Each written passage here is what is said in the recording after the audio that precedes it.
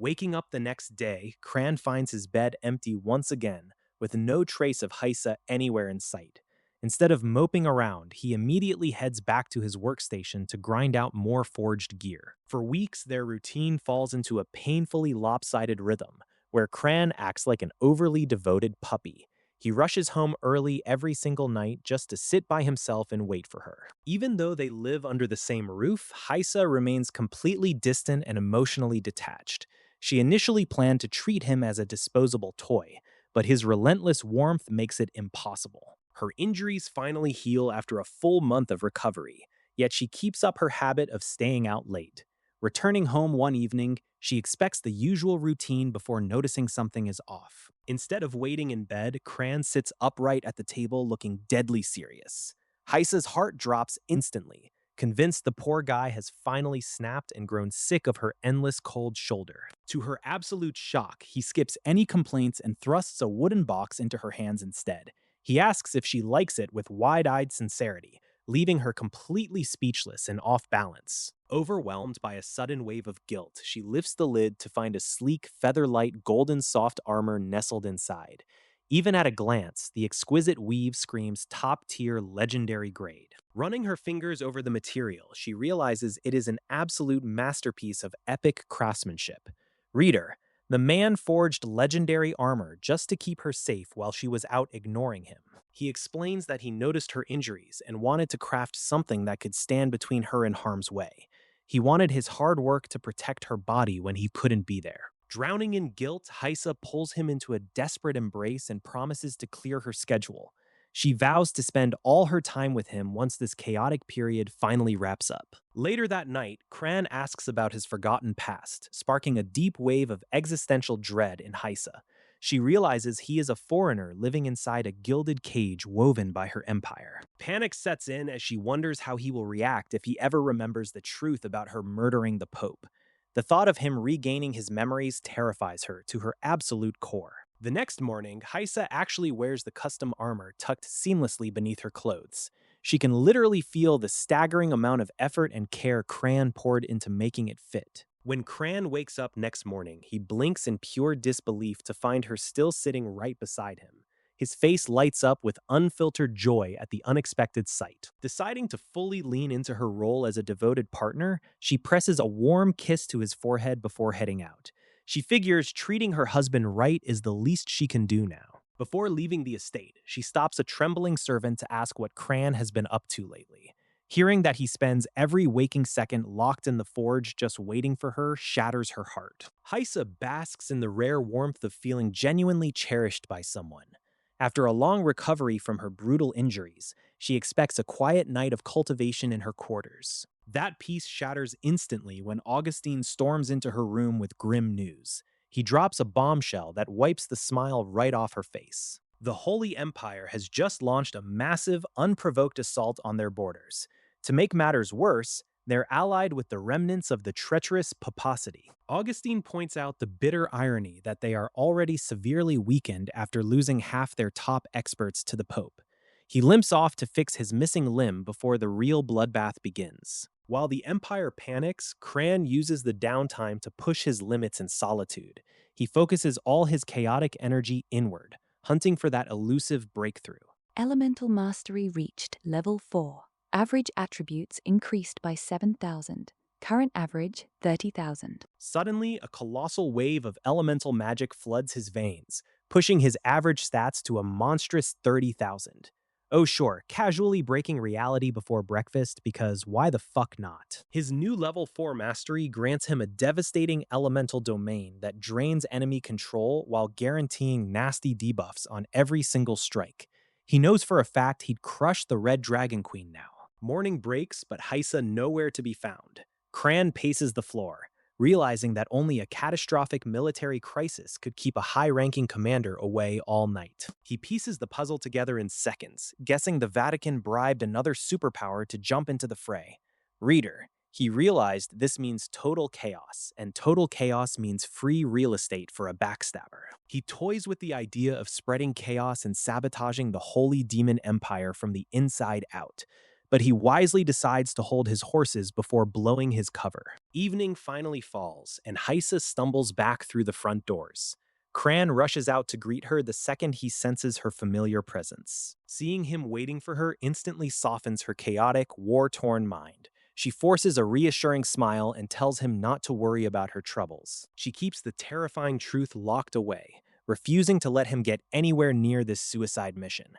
She has no idea the poor bastard she's protecting is the exact reason everything is burning. Unbeknownst to her, the Holy Demon Empire is now facing a brutal three-front war against the Holy Empire, the Vatican, and the terrifying Divine Dragon Empire all at once. And out in the real dragon's nest, the Red Dragon Queen is raising an army of tens of thousands of dragons for one sole purpose. She's hunting down the punk who ruined her home, and the entire world is about to pay for it. Cran gets an absolute rush imagining tens of thousands of dragons tearing the Holy Demon Empire to shreds alongside the other superpowers. While his lover Hysa buries herself in endless military duties, Cran uses the peace and quiet to grind his cultivation to new heights. Your elemental compendium skill has reached level 4, driving your personal growth rate into an utterly absurd territory. That massive surge in output pushes your overall character level straight up to 91 in a matter of weeks. He spends his spare time pounding out dents in his armor, tossing in rare new ores to make the metal deadlier than before. Out on the brutal front lines, the Empire desperately begs neighbors for backup, but every single kingdom leaves them on read. Casualties rack up by the tens of thousands within a single week, turning the contested borderlands into a total meat grinder. Once he hits level 91, Cran starts sneaking out for casual strolls, fully aware he has a tail dogging his every move. He plays it safe by hitting up his favorite local diner and pretending to be a regular tourist before slipping back home. 57 days into the war, reader, fate decides to drop a completely unexpected blast from the past right in his lap. Manto, one of Cran's 3 genius disciples, nearly drops his jaw when he spots his supposedly dead mentor strolling down the street. Manto immediately questions his own sanity, noticing his master looks even more stunning and completely ignores him. Cran spots the kid too, but wisely decides that walking away is better than blowing his own undercover cover. Manto regroups with Rona and Azan, discovering all 3 disciples infiltrated the Empire as Vatican secret agents. Choosing to keep his discovery a secret for now to prevent his hot-headed comrades from doing something stupid, Manto starts digging. After a week of intense sleuthing, he uncovers a totally fake identity masking his master as a lifelong local forging prodigy. Manto stares down at Amo, running through a mental checklist of every suspicious trait that links the mysterious newcomer straight back to Cran. Instead of crying conspiracy, our genius detective decides Cran must simply be suffering from a severe case of sudden amnesia. How convenient. Up on the castle roof, Cran surveys Holy Demon City, keeping tabs on Manto and his fellow undercover operatives down in the streets. Unbeknownst to him, Hysa has planted a spy in the shadows to tail his every move and make sure his memories don't suddenly snap back. Reader, she completely underestimated his perception.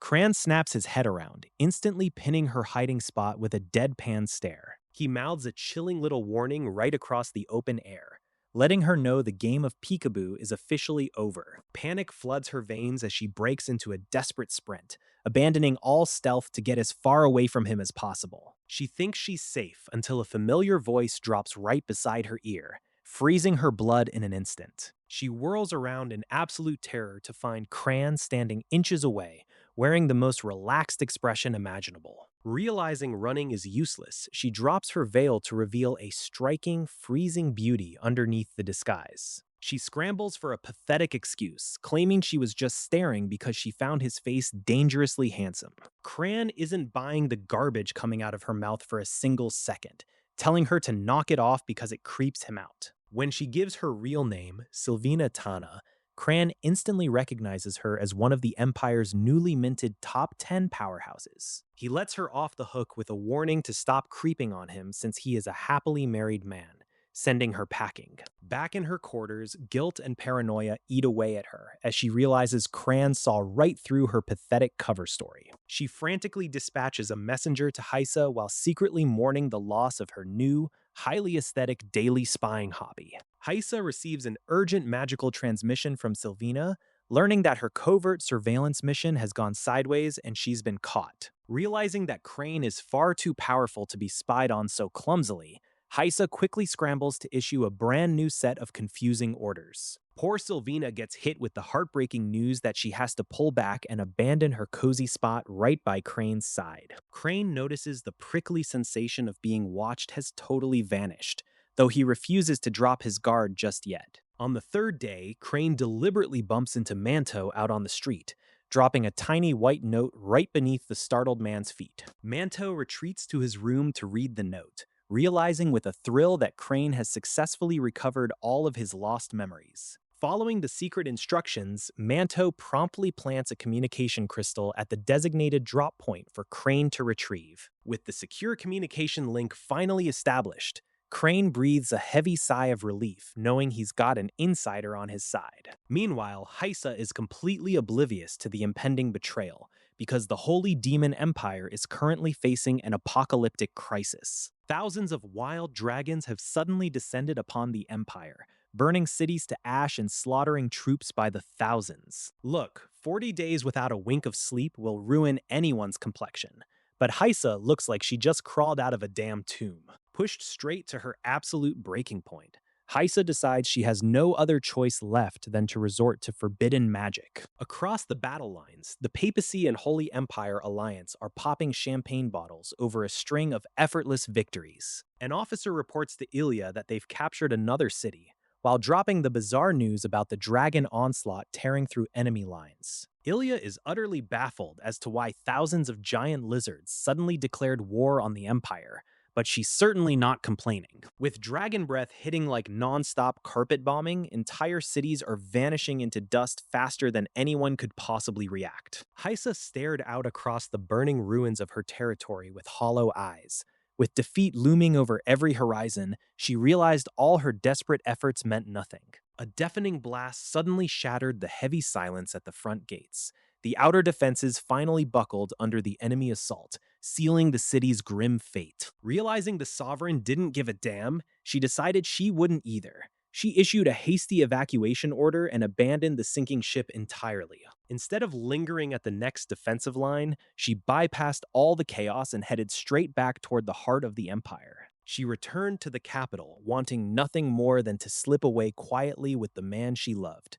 Reader, she severely underestimated how observant her boss was. No sooner had she set foot inside her domain than a heavy, domineering voice echoed directly inside her skull.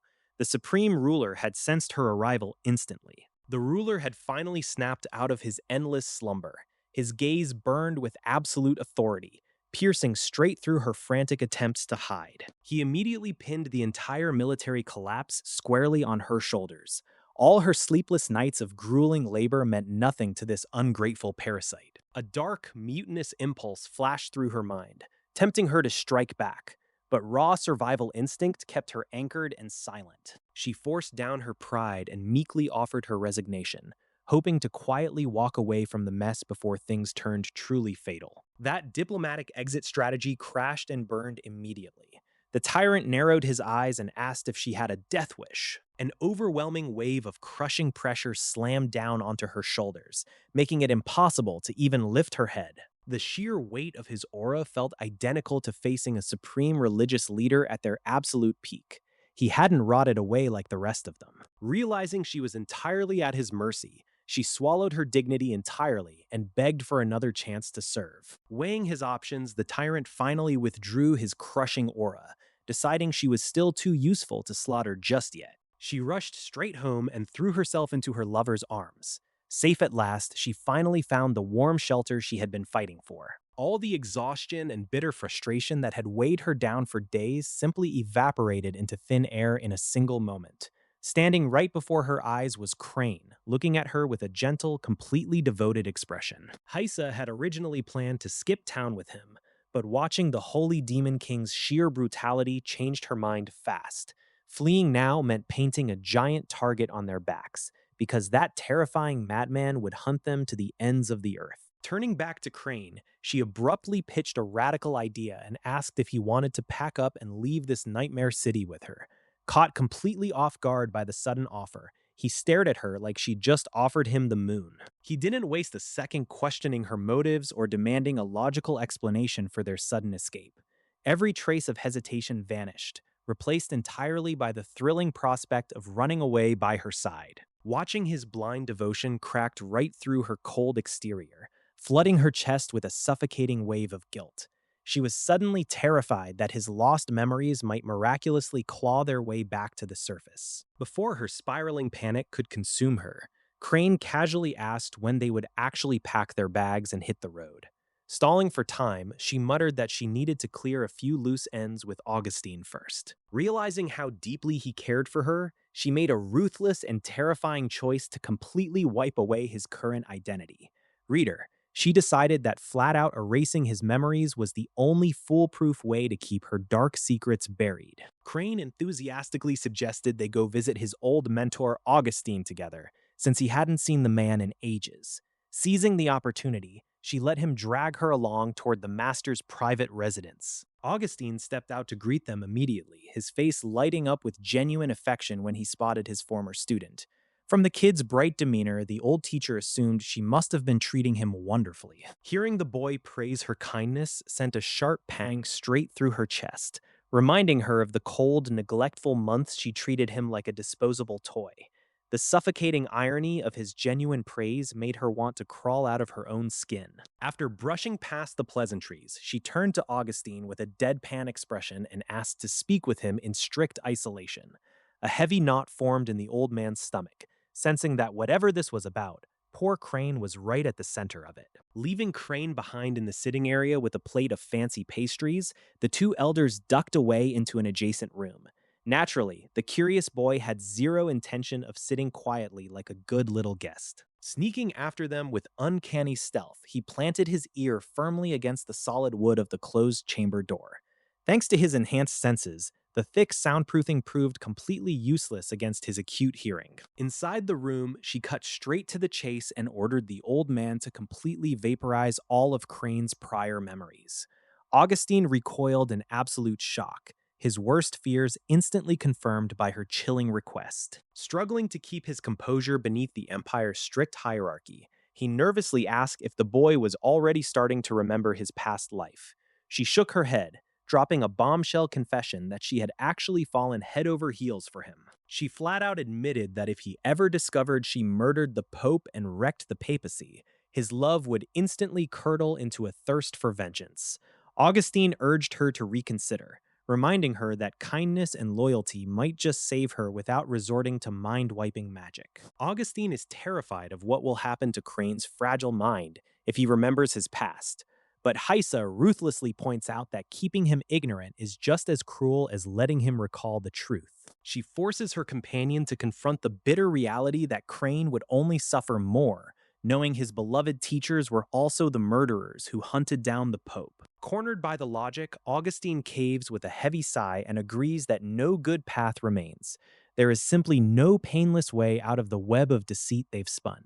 Unbeknownst to them, Crane stands just outside the door, catching every word of the conversation. The sheer betrayal shatters his heart into a million pieces. He tries desperately to find a shred of hatred for the people who lied to him, but comes up empty. He turns away completely hollowed out by the revelation. A security crystal dutifully captures his entire tragic retreat from the shadows. Reader, he really did not need to pick the worst possible day for a surprise audit. Augustine hands over a specialized potion capable of wiping the boy's memories clean. It is a desperate measure to spare Crane the agony of a broken heart. She presses the old wizard about whether this concoction can surgically target only his past life. Augustine admits it is the safest option available, though far from a miracle cure. With heavy hearts, they step out of the room to face a totally different reality. Heisa reflects on how much genuine joy the innocent young man brought into her dark life. Reaching the living room, they find it completely empty and panic spikes instantly.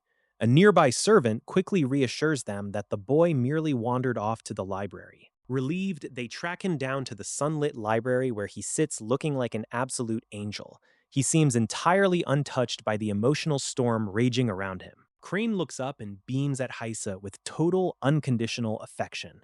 He bounds over to her, completely unaware of the monstrous conspiracy hanging over his head. Heisa's fingers wrap around the memory-wiping potion in her pocket while she stares into his trusting eyes.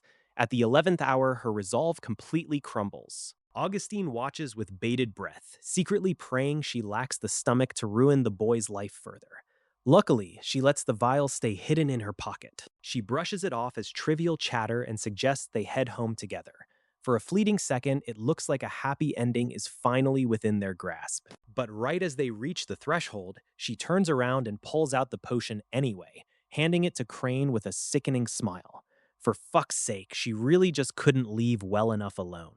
Heisa hands over a sketchy memory wipe potion, fully expecting Crane to just take it. She has no idea she is handing him a weapon he will happily use against her. Crane puts on an absolute masterclass of acting, staring at the vial like it holds his worst nightmare. The sheer dread on Heisa's face is delicious. Before she can stop him, he chugs the whole thing down. Spoiler alert, he isn't actually drinking poison. He's just really committed to the bit. The glass shatters on the floor and Crane drops like a stone, thrashing around in total agony.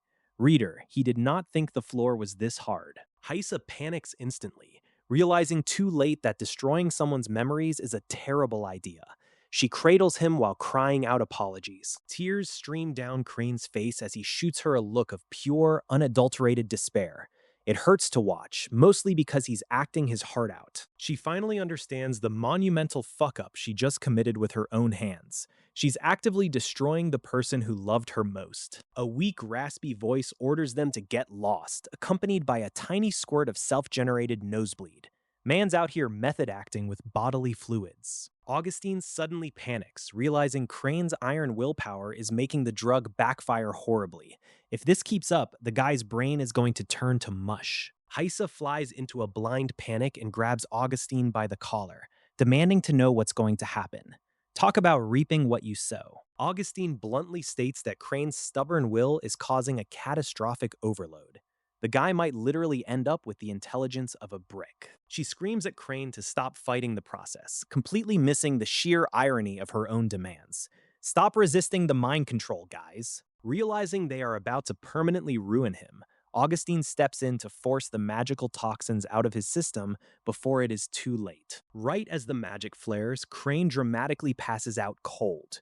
Augustine pauses, figuring the memory wipe probably finished anyway. Heisa scoops up the unconscious man in a princess carry, feeling like the world's worst human being. 16 years of peace and she ruins it. Crane finally opens his eyes the next evening, staring blankly like a newborn babe. Heisa sits vigil by the bed, drowning in survivor's guilt. Waking up from the fog of total amnesia, the boy once known as Cran looks at his supposed wife with blank, uncomprehending eyes. Heisa's heart shatters as she realizes the man she loved no longer recognizes her, forcing herself to calmly explain their bond. When Heisa reaches out a tender hand to stroke his hair, Cran instinctively flinches away in pure, unadulterated aversion. She freezes midair, crushed by the brutal realization that his physical body has somehow learned to utterly despise her touch. Morning light brings no clarity, as Kron wakes up trapped in the same hollow days with no memory of yesterday. When Heisa tries to pull him into a hug, Cran's entire body begins to violently shake as if poisoned by a terrifying curse. He looks at her with raw, unfiltered fear, his nervous system screaming at him to get as far away from her as humanly possible. Defeated and half-mad with grief, Heisa realizes she has become his worst nightmare and miserably retreats from the room. Sylvina steps into the room moments later and freezes, horrified by the absolute ruin of the once vibrant young man she remembered. He looks like a wounded, cornered animal, dangerously fragile, pale, and desperately begging for someone to protect him. Sylvina approaches him with agonizing caution, keeping her hands visible and offering a gentle smile to calm his nerves. After a long, agonizing pause of hesitation, Cran slowly extends his fingers and places his hand in hers. She takes his cool hand as delicately as if handling an ancient piece of crystal, refusing to squeeze too hard. Guiding him carefully on shaky legs, she manages to lead the bewildered boy out of the suffocating bedroom. Heisa watches the scene unfold from the shadows, her blood boiling with a toxic mix of rage and heartbreak. The moment Heisa reappears in the hall, Cran instantly cowers behind Sylvina like a terrified child seeking a shield. Heisa's heart breaks into jagged pieces as she glares at the woman she blames, her teeth grinding together so hard they nearly crack from the sheer stress. Sylvina swallows hard, terrified of the ticking time bomb sitting right beside her, even if playing bodyguard to the young master gives her a secret thrill. With a sharp whistle, a colossal deep-sea python materializes to serve as their mount, though it's still peanuts compared to that world-destroying beast. Heisa casts a gentle barrier to shield the sleeping boy from the gale force winds, showing a tender side that leaves Sylvina entirely baffled. The young master promptly leans over and drifts into a peaceful slumber right against Sylvina's shoulder, making her heart hammer out of her chest. Reader, she did not tolerate this for long, before absolute green-eyed monster mode activated right behind them. Watch out, lady. Heisa violently wrenches the boy away and hoists his head onto her own shoulder, proving that petty territorial squabbles transcend magical tears. The instant he rests on Heisa, his face twists into pure agony, like he's dreaming of tax season. She panics and shoves him right back. The moment he touches Sylvina's lap again, his expression softens right back into bliss. Heisa's ego takes a devastating critical hit. Heisa finally yields and orders Sylvina to serve as a living cushion, giving the boy a prime lap pillow position out of sheer desperation. Sylvina tries to suppress a victorious grin that threatens to split her face in half, knowing full well that laughing out loud means instant death. Heisa finally snaps from pure jealousy and lands a resounding, open-handed slap right across Sylvina's face. Worth it. The noise startles the boy awake, just in time to see Sylvina's swollen cheek, prompting him to reach out and tenderly stroke the sting away. Sylvina discovers the cheat code to life. Get slapped by the boss, get head pats from the target. Outstanding tactical move. They touch down in the target city under the cover of darkness before the Allied coalition forces can even smell blood in the water. Knowing the enemy is closing in fast, Heisa tries to coax the boy into staying behind where it's safe, bracing herself for another round of stubborn resistance. Cran smartly keeps his head down and retreats behind Sylvina to avoid any direct confrontation with Heisa. Heisa offers a bitter smile, fully aware that her current predicament is entirely of her own making. Sylvina gently tells Crane to stay put at home and promises they will be right back. The pair finally step away, leaving Cran alone in the quiet safety of the room. Heisa drops all warmth the second they are out of sight, unleashing a suffocating wave of pressure that slams Sylvina straight to the dirt. Minutes later, Sylvina stumbles away with a severely battered face and heavy bruises from the beating. Instead of feeling bitter, a twisted plan blooms in her head to permanently remove Heisa so Cran belongs only to her. Back in his quarters, Crane sits in quiet meditation and chuckles at the wedge he successfully drove between them. Meanwhile, Augustine reviews the magical recording crystal and discovers the heartbreaking truth of Crane's silent sacrifice. The glowing projection clearly shows Crane eavesdropping on their cruel conspiracy with tears in his eyes. Crushed by heavy guilt, Augustine bitterly regrets playing a part in pushing the young man to such total despair. He resolves to expose Heisa by playing the crystal footage for her the very next time she drags Crane back. For 3 straight days, Crane trains in absolute solitude and makes rapid progress toward level 92. Far away on the front lines, Heisa stares down a frustratingly massive allied army with mounting irritation.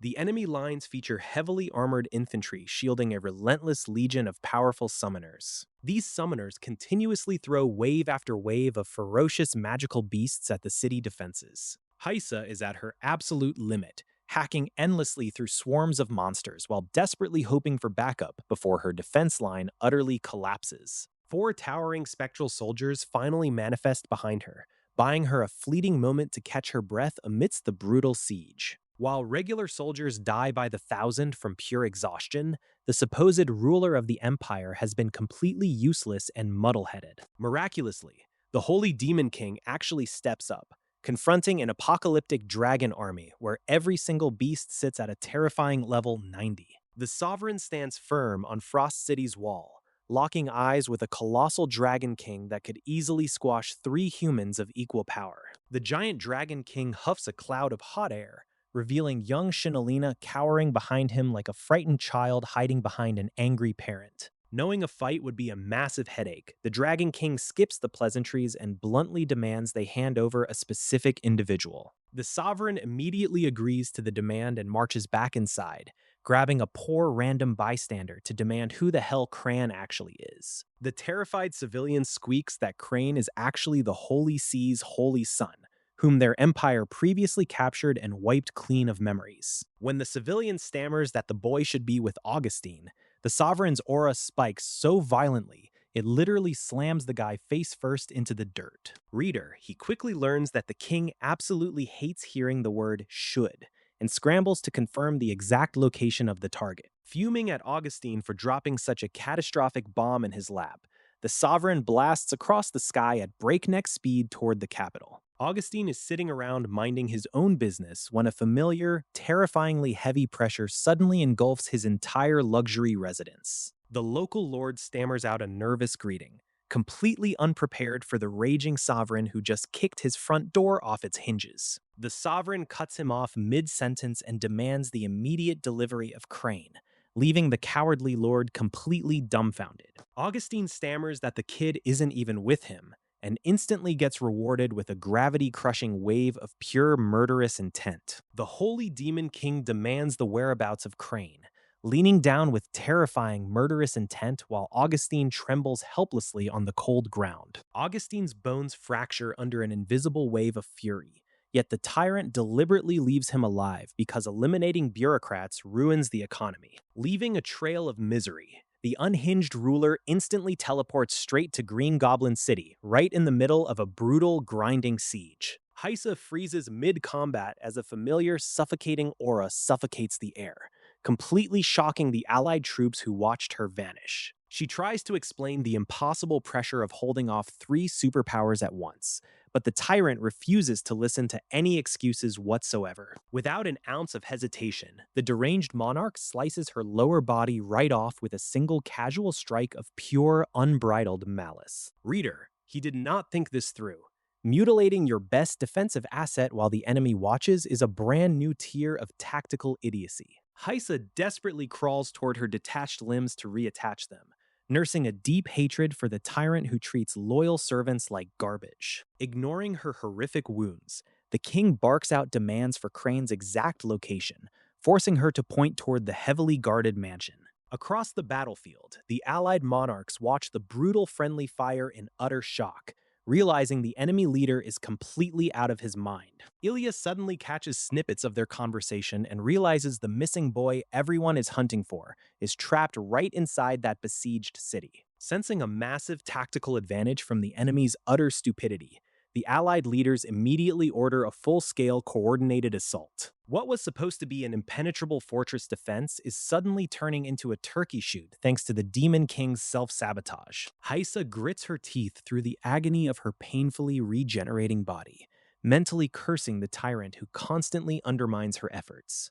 Deep inside the estate, completely oblivious to the absolute circus happening outside, the boy at the center of the war remains hidden away. With the Alliance charging in and the Supreme Leader going completely rogue, this war is about to get a whole lot bloodier and much more chaotic. The Holy Demon Empire thought they could hold their ground, but their defenses shattered like cheap paper when the enemy finally decided to stop playing around. Realizing his utter miscalculation, the Holy Demon King stared down the invaders in sheer panic as they closed in for the kill, without a hint of hesitation. Knowing he stood zero chance against all 3, he made a frantic dash straight for Ilya, hoping to exploit the weakest link and punch a hole through his escape route. Up in his vantage point, Cran watched the unfolding chaos with a mild sense of annoyance rather than worry, deciding that babysitting the battlefield wasn't his job today. He left a discreet calling card on the window frame just to keep Ilya from panicking, before vanishing into the shadows to execute a much more profitable side quest. Traveling at maximum speed, he reached the gates of Holy Demon City,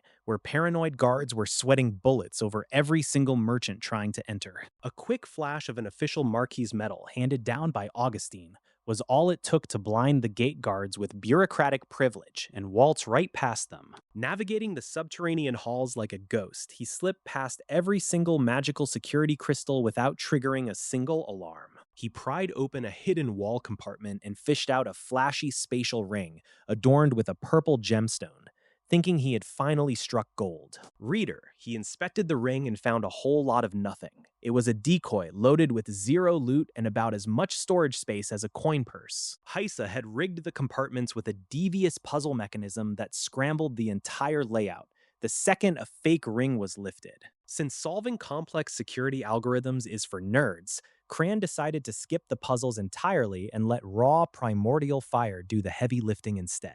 A deafening blast ripped through the estate as the entire secret vault was blown wide open, shaking the foundations of the mansion. Servants dropped their chores and sprinted toward the smoke, arriving just in time to stare blankly at a pile of smoking rubble and contemplate their impending execution. Buried in the ruins, he bagged a hefty 5,000 cubic meter spatial ring that would fund his cultivation obsession for months to come. With his pockets heavy and his ambitions higher, he set his sights on his next target, marching straight towards Sacred Heart while the rest of the empire burned.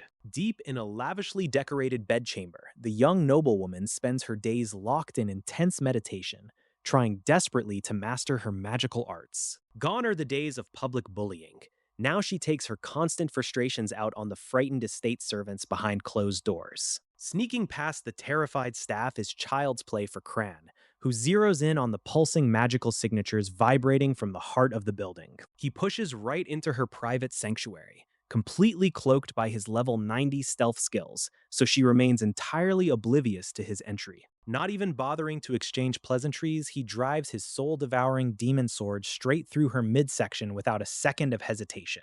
A blinding wave of white-hot pain shatters her concentration as she gasps for air, snapping her eyes open to find her worst nightmare standing right there. She demands to know how he bypassed the magical memory seals, but Cran just greets her questions with a stone-cold, mocking silence. The cursed weapon begins actively stripping away her soul piece by piece, inflicting agonizing torment that no mortal magic can block or heal. Realizing the truth, she suddenly gasps that her mentor, Augustine, must have completely botched the memory wipe from the very beginning. Cran can't even hide his amusement at her sharp deduction, admitting that the supposedly sinister Augustine was far too soft-hearted for the job. Livid at being duped by incompetent masterminds, she curses her useless allies with her dying breaths while trapped beneath his crushing weight. She desperately tries to unleash her peak combat power, but Cran casually crushes her resistance and pins her flat to the floor. Her soul is rapidly sucked dry into the demon blade,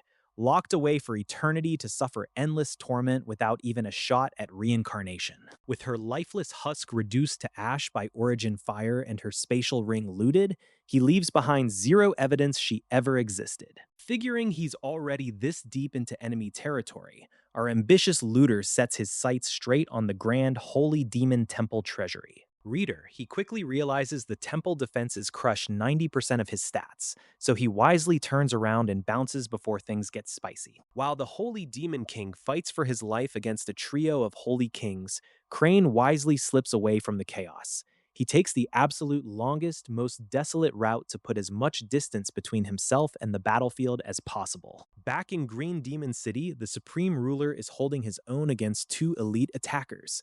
Despite being outmatched in raw numbers, his sheer stubborn madness keeps him fighting without a hint of defeat. Heisa watches the brawl unfold while fretting over Crane's fate in the destroyed residence.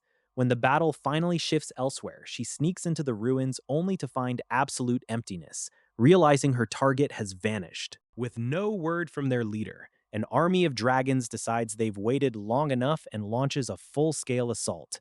They march straight on the capital, turning the surrounding landscape into a war zone. Taking the city is no walk in the park because the capital's defenses are stacked with military-grade magic scrolls. Their combined firepower puts out a devastating barrage that easily deters ordinary magical legions. Crane takes his sweet time returning to the Holy See, spending days hunting for any trace of purple scale along the highways. When those efforts turn up completely empty, he finally swallows his dread and pushes forward. He swings by Iron City first to check if anyone has seen his missing scaled friend. Since he's keeping his face hidden behind a mask, the local townsfolk just steer clear of the intimidating stranger and let him pass. Making it back to the Vatican, Crane tracks down his old quarters and knocks on the door just like the good old days. Honestly, reader, the man has a talent for walking back into places right after they explode. Milia flings the door open instantly, her breath catching in her throat as she stares at Crane in pure shock. She's so overwhelmed by the sudden reunion that she can't even get a single word past her lips. Crane gives her a gentle pat on the head and casually announces he's starving, asking her to whip up something good. It is the exact same routine they shared before all this madness turned their lives upside down. Recovering her voice, Milia nods enthusiastically and promises to cook up a feast right away. She tells him to go wash off the road dust while she handles the kitchen. Soaking in the tub, Crane realizes something is missing because his familiar scaled companion isn't curling up beside him. The quiet emptiness makes it impossible for him to truly unwind. Stepping out of the bath, Crane finds the table absolutely loaded with steaming monster meat. Milia takes her usual seat right beside him, trying to recreate a sense of normalcy. Over dinner, Crane checks in on the safety of Sophia and the others. Milia reassures him that everyone managed to escape Iron Rock City safely and made it back to Holy Light City without a scratch. That massive weight finally lifts off his chest, leaving Crane free to focus on his next moves. He plans to grind out his power level, wait for Ilya to return, and help steer the papacy back to its former glory. Meanwhile, Azan and his two shady companions are still lurking deep inside Holy Demon City, watching the giant dragons circle overhead. The trio starts cooking up another delightfully terrible scheme. Haisa watches in stunned silence from a distance as massive dragons lay waste to the Holy Demon City. The once proud capital collapses into ruins, sealing the Empire's absolute doom. Though she could walk away right now and never look back, a stubborn ember of hope pulls at her heart. She decides to stake her future on a 3-year countdown to find any trace of Cran. Half a year slips past in a blur as the Allied forces and dragons grind the Holy Demon Empire into dust. Not content with one victory, the ferocious Dragon Legion immediately shifts targets. The Divine Dragon Empire scrambles a massive defense, paying a staggering toll in blood and gold before finally buying a fragile peace with the enraged dragons. Name, Cran Gaza. Class, Knight. Age, 18. Level, 93. Talents include Dragon Transformation S+, Attribute Allocation, Primal Fire, and the terrifying Insect Emperor. His combat stats have shattered all known limits, boasting over 60,000 points across the board. That is triple the raw power of any ordinary level 93 super genius. Trapped and constantly drained by Cran's relentless progression, the parasite within finally stops fighting. It accepts that its stolen host is now an untouchable god. While Cran handles the overarching power dynamics, Sophia runs the Vatican's daily administration with terrifying perfection. Honestly, the girl is practically carrying this entire regime. Months ago, a quick check-in call completely cured Ilya's depressive spiral upon learning he survived. Every single night turned into a marathon phone session after that. Cran spends his days pushing his martial arts and cultivation to terrifying new heights, while the world burns around him. Honestly, the guy treats apocalyptic warfare like a minor gym session. A sudden, familiar voice shatters his deep focus, and Cran springs to his feet without hesitation. Before he can blink, a desperate blur crashes straight into his chest. Ilya squeezes him with bone-crushing force, her trembling frame betraying the months of agonizing grief she suffered. Cran calmly reaches up and gently pats her messy hair. The reunion is sweet until Ilya realizes her former student has grown taller and built like a brick shithouse. She tries to assert dominance, but the power dynamic has drastically shifted. She insists that no kid she taught could possibly surpass her prime years, brushing off his hidden strength as youthful arrogance. Oh, sister, you are entirely unprepared for what is coming. Sensing her hidden 10th rank breakthrough, Cran flashes a knowing smile. She demands an immediate sparring match to test just how far her favorite brat has come. The stage is set for a nostalgic beatdown, and someone is about to learn a very hard lesson about power creep. Spoiler alert, it's not the protagonist. After a long time apart, our boy Kellen immediately greets his old mentor with a cheeky wisecrack. Naturally, This earns him an instant loving punch to the head. They teleport 1,000 kilometers out to the church's blighted wasteland. Years ago, a massive abyss tide sucked all the magic right out of this entire region. She reflects on how the rival Holy Demon Empire completely vanished during the crisis. Without its homeland, their Academy talent pipeline is utterly screwed. Kellen draws his soul-devouring demon sword, instantly plunging the blue sky into suffocating dark clouds and oppressive bloodlust. Even seasoned veterans feel a spine-chilling terror looking at him now. Honestly, the kid looks less like a holy savior and more like an absolute final boss. When she suggests he take over as pope, Kellen flatly refuses the promotion.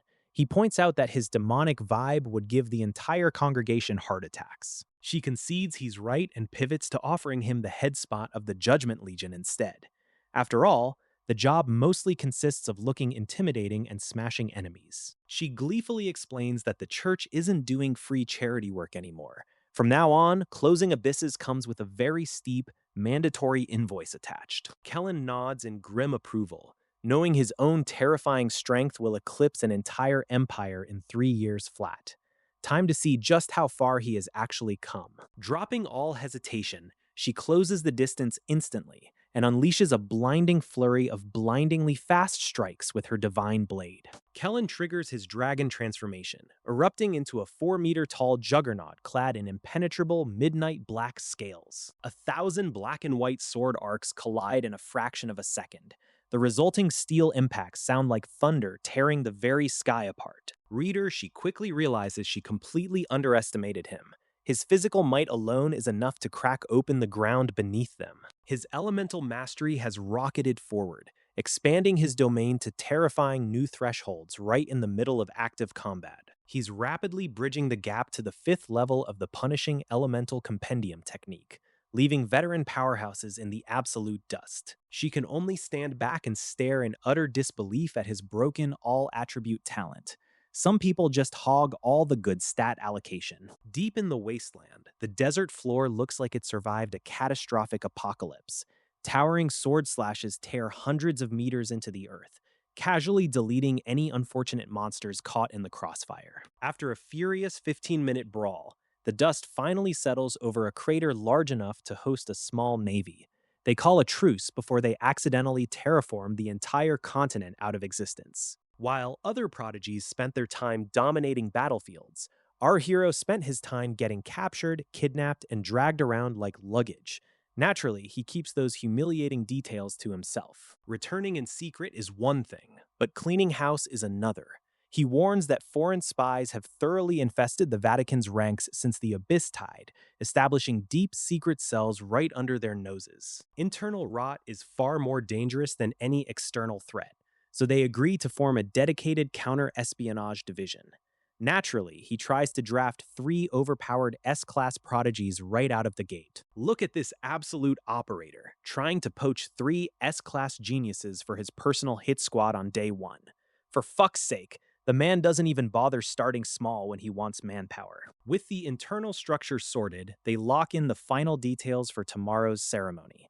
She takes the papal throne while he officially assumes command of the terrifying Judgment Legion. Back home, he spends every spare second meditating on his recent clash against the Supreme Pontiff. He can feel the gap closing rapidly, knowing he is finally catching up to the terrifying power at the peak. A sudden knock breaks his focus, and the loyal maid gasps in sheer nostalgia as she opens the door. Standing right there on the threshold is none other than Miss Sophia, looking just as she did in the old days. She hasn't visited this house in ages, but today she carries a special delivery straight from the top. Reader, he already knew exactly why she was standing on his doorstep holding a heavy box. Without wasting a second, the eager maid dashes off to summon her master from his chambers. She practically bounces with excitement, treating guest arrivals like a major holiday event. He steps out to greet her with zero surprise, fully aware of the hardware she brought along. It turns out the Pope sent a parting gift to mark his brand new military rank. She pops open the case to reveal the ultimate symbol of office, a full set of golden Judgment Legion armor. Every single piece radiates epic tier energy that could easily humble an entire army. This isn't just shiny cosplay, it's the pinnacle of sacred engineering. When fully assembled, it unlocks the sheer destructive might of a semi-divine artifact, pushing his already absurd strength into nightmare territory. He wastes no time strapping into the gear, watching in satisfaction as the legendary armor auto-adjusts to fit his exact frame like a bespoke death suit. The moment it locks into place, a tidal wave of oppressive power floods his veins. With this kind of divine amplification backing him up, he's more than ready to trade blows with anyone on the continent. After sending Sophia away, Cran immediately dives into the training room. He straps on the heavy armor of the Judgment Legion commander, instantly skyrocketing his baseline stats to absurd heights. He unleashes his dragon transformation next, pushing every single one of his attributes to 99,999. He realizes he is standing right on the precipice of the 10th tier. He spends an hour calmly meditating to absorb the terrifying surge of magical power into his core. Meanwhile, Sophia reports back to Pope Ilya inside the papal palace. She confirms that the new armor has been successfully delivered to the young lord. Ilya casually dismisses her before bringing up a surprising topic. She cuts straight to the chase and asks Sophia about her romantic feelings for Cran. Sophia freezes up, caught completely off guard by the blunt interrogation. But Ilya just laughs it off and encourages her to pursue him aggressively. Ilya genuinely analyzes the situation, pointing out that Sophia is the absolute best match for him in the entire Vatican. Reader, she's basically playing the ultimate matchmaker here. Sophia admits her deep affection and swears to stay by his side no matter what. Ilya smiles with pure satisfaction, pleased by how sensible her subordinate is. Once alone, Ilya murmurs to herself about how much she will miss him while he trains. She knows the next time they cross paths, he will be terrifyingly stronger. The next day, gossip spreads like wildfire through the Holy See. Everyone is losing their minds over the sudden replacement of the Judgment Legion's commander. Duke Charles corners Vice Commander Piccolo to fish for insider secrets. He wants to know exactly which powerhouse managed to snag the most prestigious military post. Piccolo honestly has no clue who the mysterious new boss is either. Charles frowns, deeply unsettled by how much is happening behind his back. Back at his mansion, Charles broods over the unstable political climate. He hates being left completely in the dark while the papacy undergoes massive shifts. His sister Nina notices his gloomy mood and steps in to offer her own perspective. She drops a massive hint about who the mystery commander might actually be. When Nina suggests the Holy Son might have taken the job, Charles is stunned. Rumors of Crane's death have been swirling for ages. Charles remembers the kid's terrifying potential and refuses to believe he just died quietly. Yet, the lingering absence during the Vatican's darkest hour still leaves a bitter doubt in his gut. Duke Charles struggled to connect the dots until his brilliant sister Nina dropped a massive revelation. She pointed out that the missing Holy Son might have secretly slipped into the deadly Judgment Legion. Nina argued that earning brutal merit as a Legion commander was the ultimate stepping stone to claiming the papacy.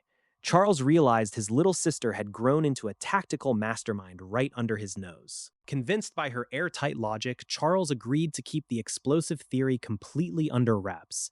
Reader, he actually listened to good advice for once, which felt like a miracle. 6 months flew by while the papacy ruthlessly consolidated its absolute power. By intentionally abandoning border charities, they let wandering monsters lay waste to stubborn neighboring nations. Battered kingdoms finally broke under the pressure, crawling back to the Vatican on their knees. They had to swallow bitter annual taxes and strict surrender terms just to buy a shred of protection. Cash flooded into church coffers, fueling a lightning-fast rebuilding effort across the Holy Territories. The papacy was bouncing back with a vengeance, turning desperation into pure profit. Far away from the geopolitical chaos, Cran was locked in a brutal, deep-focused seclusion chamber. Every single day of isolation pushed his physical boundaries to terrifying new heights. When he finally cracked his eyes open, a monstrous wave of system updates washed over his soul.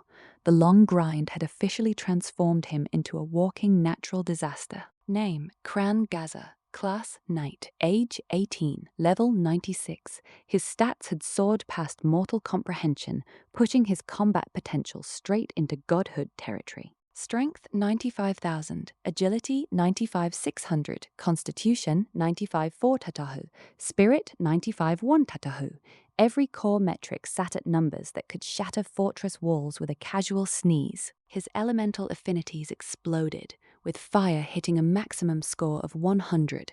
That elemental mastery triggered a terrifying hidden evolution deep within his core. Charm 98, Luck 34, Lifespan 6,500 years, because dying of old age is for peasants when you can live long enough to watch continents crumble. His S-rank dragon transformation and peak fire talent merged into the legendary Descent of the Fire God.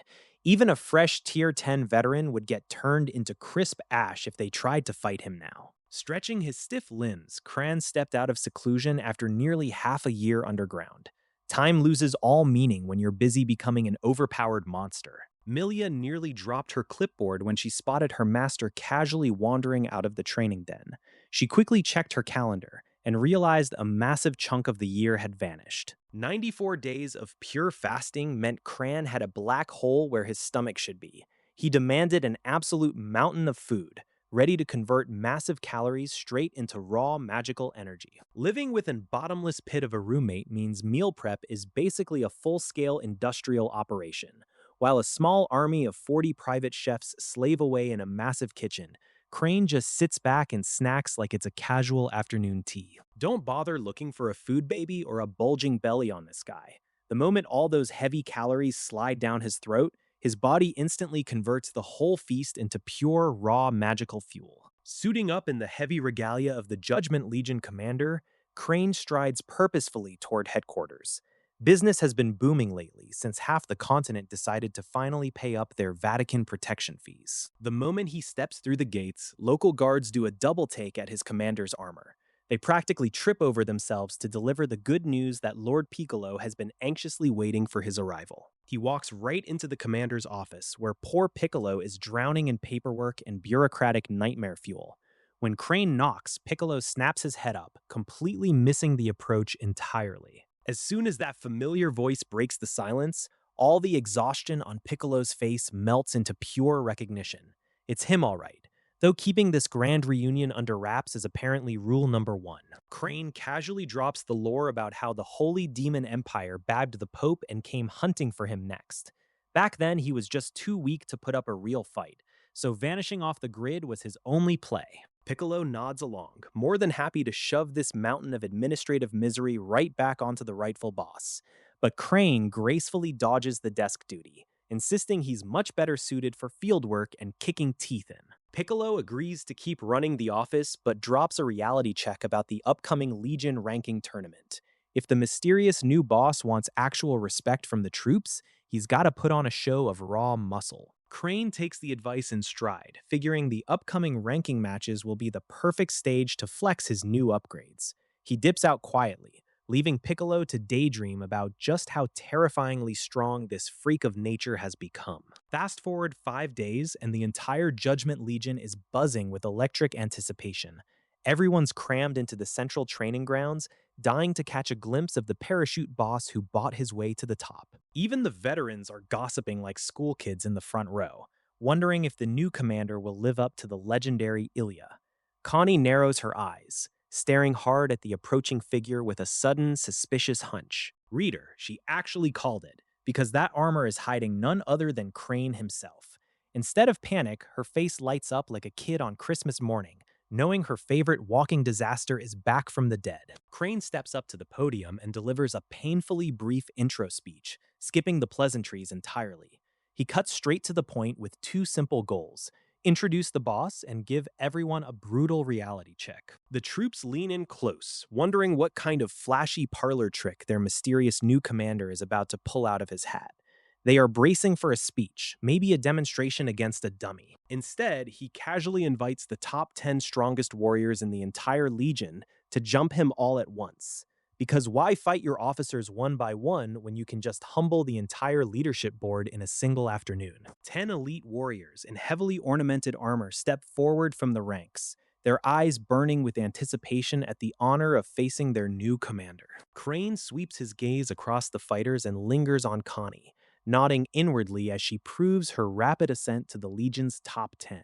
With a casual smirk, the commander invites the champions to follow him out to the desolate desert so their upcoming clash doesn't flatten the city. A pair of colossal white wings unfurls behind him, spreading out to 10 times the size of a normal warrior's and instantly shocking the crowd. 3,000 fresh legionnaires quickly form a giant human ring in the middle of the wasteland, trapping the combatants inside a lethal arena. 10 absolute powerhouses charge him simultaneously from every conceivable angle, moving with terrifying speed to seal off all escape routes. Rather than panic, our boy cracks a grin and triggers his dragon transformation, swelling into a 4-meter tall scaled behemoth. A crushing elemental domain rolls outward like a tidal wave, making the surrounding spectators feel like they are standing in front of a falling mountain. Two attackers close the distance in a blink, aiming a spear and a giant axe straight at his face and back with pinpoint lethal accuracy. Crane twists his massive frame with impossible agility and catches both incoming weapons barehanded, dead stopping their deadly momentum instantly. Piccolo's jaw hits the dirt watching this madness, realizing just how monstrously strong the kid from back in the day has actually become. Four more fighters crash in from the flanks while elemental chains wrap tightly around his arms and legs, sealing every possible exit. A surge of deep red flames washes over his scaled skin, and with a violent twitch of his upper body, he shatters the binding chains to pieces. Using his captive opponents like human wrecking balls, he spins around and slams them straight into the 4 incoming attackers with a bone-crushing thud. All 6 elite champions are sent flying backward through the air in a pathetic tumble, completely overwhelmed by the sheer brute force. Before they even hit the ground, Crane materializes behind the remaining mages and gently rests his hands on their shoulders. Match over, for fuck's sake. Having thoroughly crushed any lingering doubts about his dominance, Cran calls an end to the warm-up beatdown. The defeated elite warriors pick themselves up off the dirt without a single peep of protest. He wastes no time transitioning straight into the official ranking assessment for the Legion.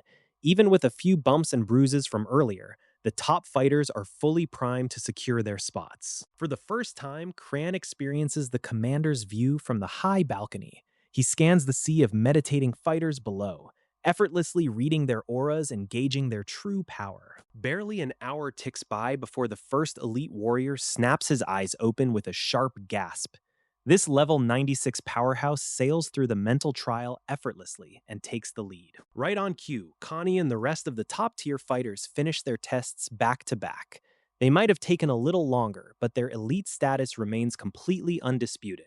Then the floodgates open and thousands of lesser fighters finish the test all at once.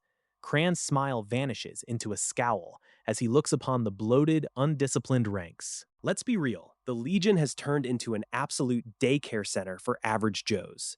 Sure, they needed warm bodies, but diluting the ranks with total scrubs was a recipe for disaster. Vice Commander Pico watches his boss's reaction closely, sharing the exact same bitter sentiment. He never had the political weight to clean house himself, but he's desperately hoping someone else will. When Pico cautiously probes for his opinion, Cran doesn't sugarcoat his disgust one bit.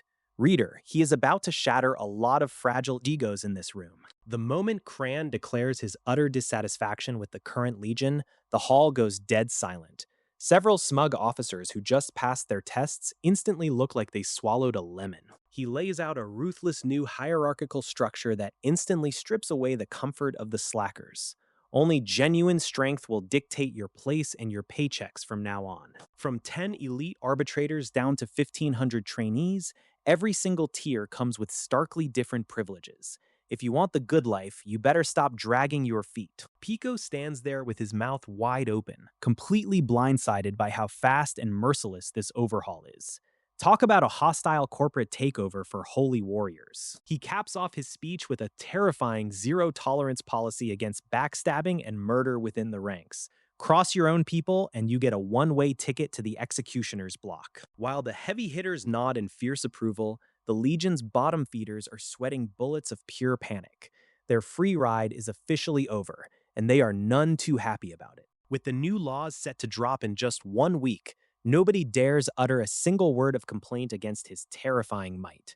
Cran turns his back on the sweaty mob and strolls out like a boss. My morning started with a call from Ilya, handing me a freshly compiled hit list of enemy spy hideouts scattered across Holy Light City. Master York's magical alchemist upgrades turned these communication crystals into full-blown futuristic smartphones, complete with high-tech GPS tracking. Honestly, the rate these fantasy locals are advancing makes me wonder if their magic-fueled tech is going to lap my old world's progress in a decade. I tracked down the first red dot and slipped past the perimeter's layered security wards by sliding a specific dampening ore into my pocket. Slipping inside like a ghost, I eavesdropped on a pair of panicking agents, desperately trying to file emergency transfer paperwork. Too bad for them. My door-kicking timing was impeccably timed to ruin their retirement plans permanently. With a single swift stroke, I sliced the first spy's head clean off before he even realized his escape route was cut short. Reader, the soul-devouring demon sword had been starving in my item pouch for weeks, and it practically purred as it gorged on the fresh batch of souls. I swept through the remaining hideouts room by room, playing the Grim Reaper for every operative squatting in the city. In less than 30 minutes, I scrubbed all 5 red dot locations off the map and called Ilya to report a clean sweep. She was thrilled with my brutal efficiency and handed me open-ended clearance to hunt down any remaining rats loose in the streets. I masked my presence completely and prowled the cobblestone alleys, hunting for anyone else trying to slip under the radar. After dropping a few more operatives, I noticed a recurring trend. Every single spy was carrying a secondary magical communication device. A light bulb went off in my head, prompting me to dial up Ilya with a genuinely genius tracking proposal. I suggested she have York whip up a tracking spell that pinpoints these enemy communication crystals to automate our manhunt. She loved the idea, proving once again that a little outside-the-box thinking saves you hours of tedious alleyway stabbings. With his elemental mastery maxed out at level 5, Crane barely has to lift a finger to train. His body automatically hoovers up surrounding magic, building a literal inner universe just by breathing. The trouble is that breaking past level 5 requires an impossible leap in talent. The martial manual he follows doesn't even have a chapter past this point, leaving him entirely on his own. While he ponders his bottleneck, the city's hidden rat problem solves itself. Holy Light City's underground spies are dropping like flies thanks to his brutal and relentless efficiency. After 2 solid days of hunting down every last lurking shadow, he decides the remaining cleanup is someone else's headache and retreats straight to his sanctuary. He checks on his most famous prisoner, the Insect King. The creature is half-starved and hollowed out from long confinement, but its eyes still burn with murderous spite. The arrogant beast spits that it wants no pity and demands an immediate release, promising it might spare him if he unseals the cage right this second. What a riot. 16 centuries of total irrelevance, and the bug still thinks it's running the show. Crane politely declines, noting that freeing a parasite that feeds on the blood of hundreds of thousands of innocents isn't high on his to-do list.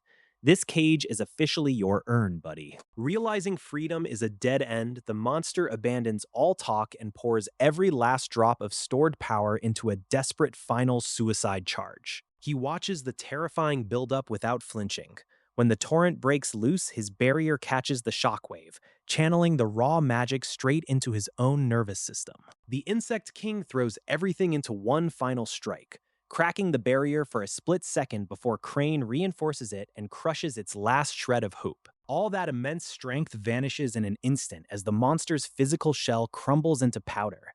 It accepts its end silently, leaving behind one last curse for the road. Hearing the dying threat gives him pause. Given that he somehow fell through dimensions and time traveled here, an afterlife and a rematch honestly sound entirely possible. He snaps back to reality, expecting a quick half hour to have passed, only to find out the hard way that his internal absorption took a full 2 weeks in the outside world. A full half month of radio silence means the Vatican must have been busy. He checks his notifications, skipping past the minor status updates straight to the heavy hitters. He rings up Ilya to check the status of the capital, and her voice crackles through the magic line with immediate shock at his sudden absence. She confirms he actually pulled it off, admitting his raw power now rivals her own. Reader, he finally stopped grinding and accidentally became a walking natural disaster. Master York has finally upgraded the communication array. It can now filter foreign magical signatures to prevent any messy tracking attempts. Cran refuses to rush his revenge just yet. He plans to bide his time until he towers over every single rival in the academy. They arrange a clandestine gathering right inside the heavily guarded Papal Palace to figure out their next moves against the hidden spies. Sophia arrives almost immediately with a secure delivery straight from the Pope, carrying a black box meant strictly for Cran. Instead of just taking the item, Cran pulls out a custom-made blue crystal necklace and hands it directly to the stunned attendant. The artifact automatically draws in ambient mana to accelerate her cultivation speed, while melting away her daily exhaustion. She blushes furiously as he leans in to help fasten it, enjoying the sudden rush of effortless energy circulating through her veins. With a quick parting look, she heads back to her duties, leaving Cran alone to test out his brand new magical tracking gear. Stepping outside the Holy See, Cran activates the detection crystal and watches a glaring red beam point straight down the avenue. The glowing beam leads him straight to the doorstep of a completely legal yet utterly disreputable local establishment known as an enchanted tavern. Reader, he slaps on a half-face mask and strides right inside like he owns the joint, because apparently stealth is optional today. The sharp-eyed proprietress instantly spots a walking wallet and practically teleports over to lock down her newest VIP customer. Cran casually tosses a handful of gold coins onto the bar, buying himself a front row seat in the proprietress's absolute devotion. Checking his tracking crystal under the table, he finds multiple red signatures blinking wildly all around the dimly lit hall. He orders a massive spread of food and drinks, prompting a gaudily dressed hostess named Crystal to latch onto his side immediately. Surrounded by gross, sweaty patrons, she finds Cran's striking aura a massive breath of fresh air and refuses to leave his side. Crystal goes all out playing the enthusiastic host at the tavern, serving Crane endless food and drinks while treating him like an oversized kitten.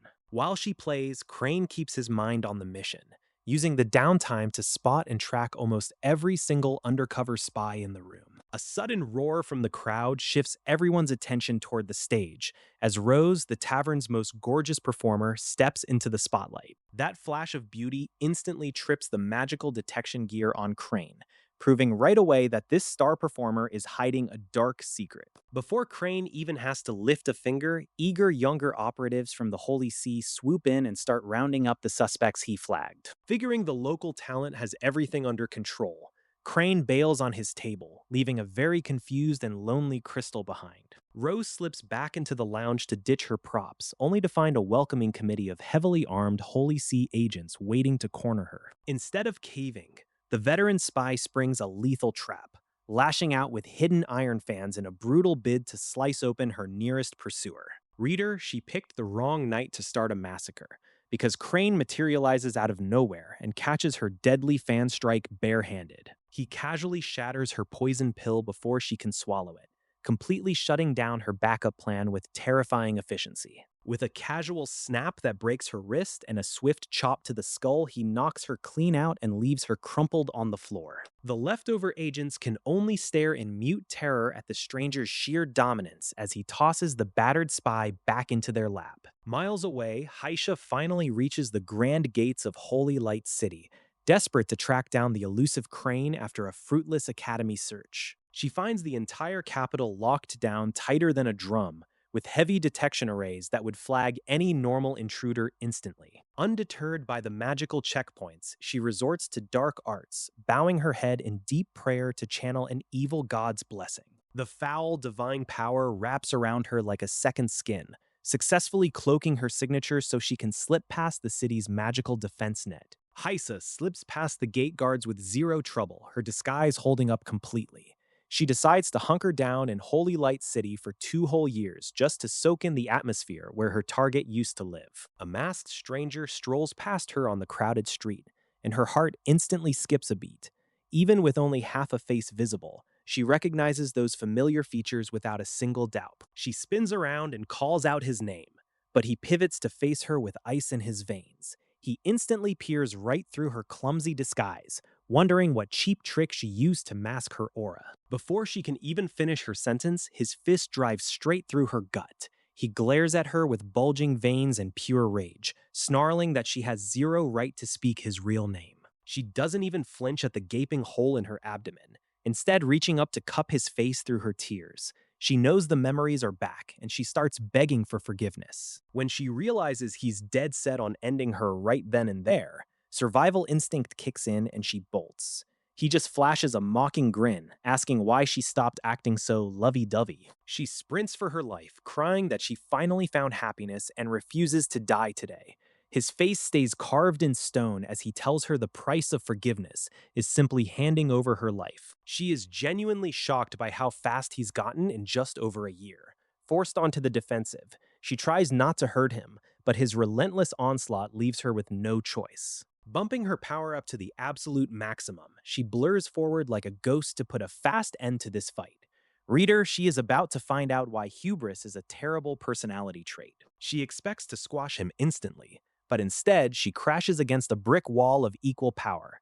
Panic floods her chest as she realizes he has completely caught up to her in a single year. Realizing she can't overpower him with brute force, she pivots back to emotional manipulation. She tries to salvage whatever genuine history they shared, asking if he's really going to cast her aside. He scoffs at her pathetic plea and cranks his power even higher, knowing reinforcements are on the way. He just needs to stall her long enough to finish the job for good. Knowing the tides have turned against her, she turns tail and runs for the city limits. He sticks right on her heels like a shadow, refusing to let her slip away. They blast right out past the city gates into the open countryside, leaving urban collateral damage behind. Finally free from civilian constraints, he can stop holding back his punches. He unleashes his full terrifying aura and snaps the Judgment Legion commander's armor onto his frame. Seriously, dressing for success has never looked this violently intimidating. The sheer pressure slams down on her instantly, completely crushing the balance of power they shared just moments ago. She went from thinking they were matched to realizing she brought a knife to a nuclear bomb fight. The tables have well and truly turned on our favorite Black Ocean witch, because Haisa is completely cornered by Crane's relentless onslaught. One mistimed dodge from her, and a razor-thin silver slash nearly splits her skull right down the middle. Before Haisa can even catch her breath, Ilya casually strolls onto the battlefield to back up her partner. Talk about terrible timing for a villainess, because her odds of surviving just dropped from grim to utterly hopeless. They don't waste time with witty banter, immediately dropping their heaviest domains to crush her defenses. Crane's Elemental Prison and Ilya's Thunder Titan slam into her Black Sea domain, instantly making her cough up blood. It is an absolute slaughterhouse of overlapping magic and lightning attacks that just keep repeating without a break. Her flesh is literally getting peeled off bit by bit, and for fuck's sake, someone might want to check if she's still breathing. Realizing she is about to be beaten down into atomic dust, Haisa desperately throws in the towel and begs for mercy. She offers up her own soul just to buy a one-way ticket into Crane's inner circle. Crane accepts her pathetic surrender with zero hesitation, proving he has mastered the art of being brutally practical. He straight up tells her he'll use her talents first and then brutally crush her soul into oblivion later. With zero sympathy from her captors, Haisa forces herself to begin the agonizing process of extracting her own soul. Her face turns paper white instantly, proving that parting with your immortal essence is roughly as fun as it sounds. She successfully pulls a translucent copy of her soul out, but the poor woman is already collapsed and completely drained of energy. Of course, reader, she quickly learns that the worst part of this little DIY project hasn't even started yet. Imagine having every square inch of your skin peeled off, and then having someone squeeze the raw flesh with white-knuckled force. That is basically a walk in the park compared to having your actual soul violently torn in two. With one final brutal wrench, her soul is severed right down the middle, and Ilya swiftly pockets the control piece. Haisa finally passes out from sheer, unadulterated agony, leaving her fate entirely in Crane's ruthless hands. Waking up in the Vatican after having half her soul torn away, Haisa realizes she survived against all odds. Instead of crying over her ruined body, she lets out a sudden, crazed burst of laughter. A maid interrupts her dark amusement with a summons from the Pope. Haisa forces her broken, trembling body to stand and staggers out of the room. She shuffles into Ilya's office, where the Pope scrutinizes her with a gaze that feels like it's peeling back her skin. Haisa tries to mask her intense discomfort. When Haisa demands to see Cran, Ilya flatly refuses and pulls out a glowing soul crystal. One touch of magic sends blinding agony rippling through her. She collapses, screaming in absolute agony as she relives the nightmare of her soul being ripped apart. Let this be a lesson on workplace compliance, reader. Ilya watches her writhe for a few seconds before cutting off the torture, leaving Heisa with a seething, helpless resentment. A week flies by, and Heisa is thrown straight into forced labor.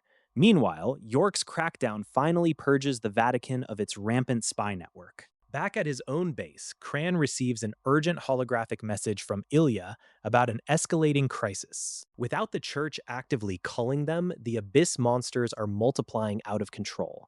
If they don't act fast, a catastrophic overflow is guaranteed. Cran faces a brutal dilemma. Wiping out the monsters means upholding old duties, but doing nothing courts disaster. Refusing to be everyone's unpaid savior, Cran decides to abandon the rest of the world to its fate. He proposes building a fortified super city exclusively for true believers of the church. Anyone else is left entirely on their own to rot. Ilya immediately agrees with the ruthless plan, knowing sentimentality will only get them all killed. Cran privately wonders if the abyss is just a symptom of a deeper, continental-scale disease. But he brushes it off. He needs power and time above all else. Heisa figured she'd see Cran again right away, but she severely underestimated the sheer depth of her new boss's apathy. Half a year passes in a blur of grueling labor and total isolation, and Cran remains completely out of reach. So much for a dramatic reunion. For half a year, Heisa has been subjected to relentless torture and brutal missions by Ilya without a shred of mercy. Driven nearly to the brink of delirium, she now bitterly regrets the foolish method she chose. While superpower empires easily fend off the abyssal gates, 15 stubborn small nations have been completely overrun and wiped off the map. Without protection, their societies are collapsing into total ruin. Kellen pours immense resources into constructing a colossal fortified metropolis modeled after ancient blueprints. The first layer of giant stone walls is finally complete, standing as a bulwark against the dark. Kellen's personal might has surged to an incredible peak, with every core attribute smashing past the 100,000 threshold. He towers far beyond ordinary martial masters. Kellen and Julia confer grimly about an upcoming continental conflict that threatens to tear the remaining factions apart. They debate whether to step in, but decide to let the weak fight their own battles. Whispers of the dangerous Holy Demon King still linger in the shadows after his miraculous escape from past defeat. Even Julia feels a cold shudder knowing that monster will eventually hunt them down. During a routine patrol, Heisa unexpectedly crosses paths with Augustine, whose severed limbs have been miraculously restored. He remains trapped at the peak of the 9th rank, his path permanently caped. Augustine corners Heisa and reveals he has spent months hunting her down for one specific purpose.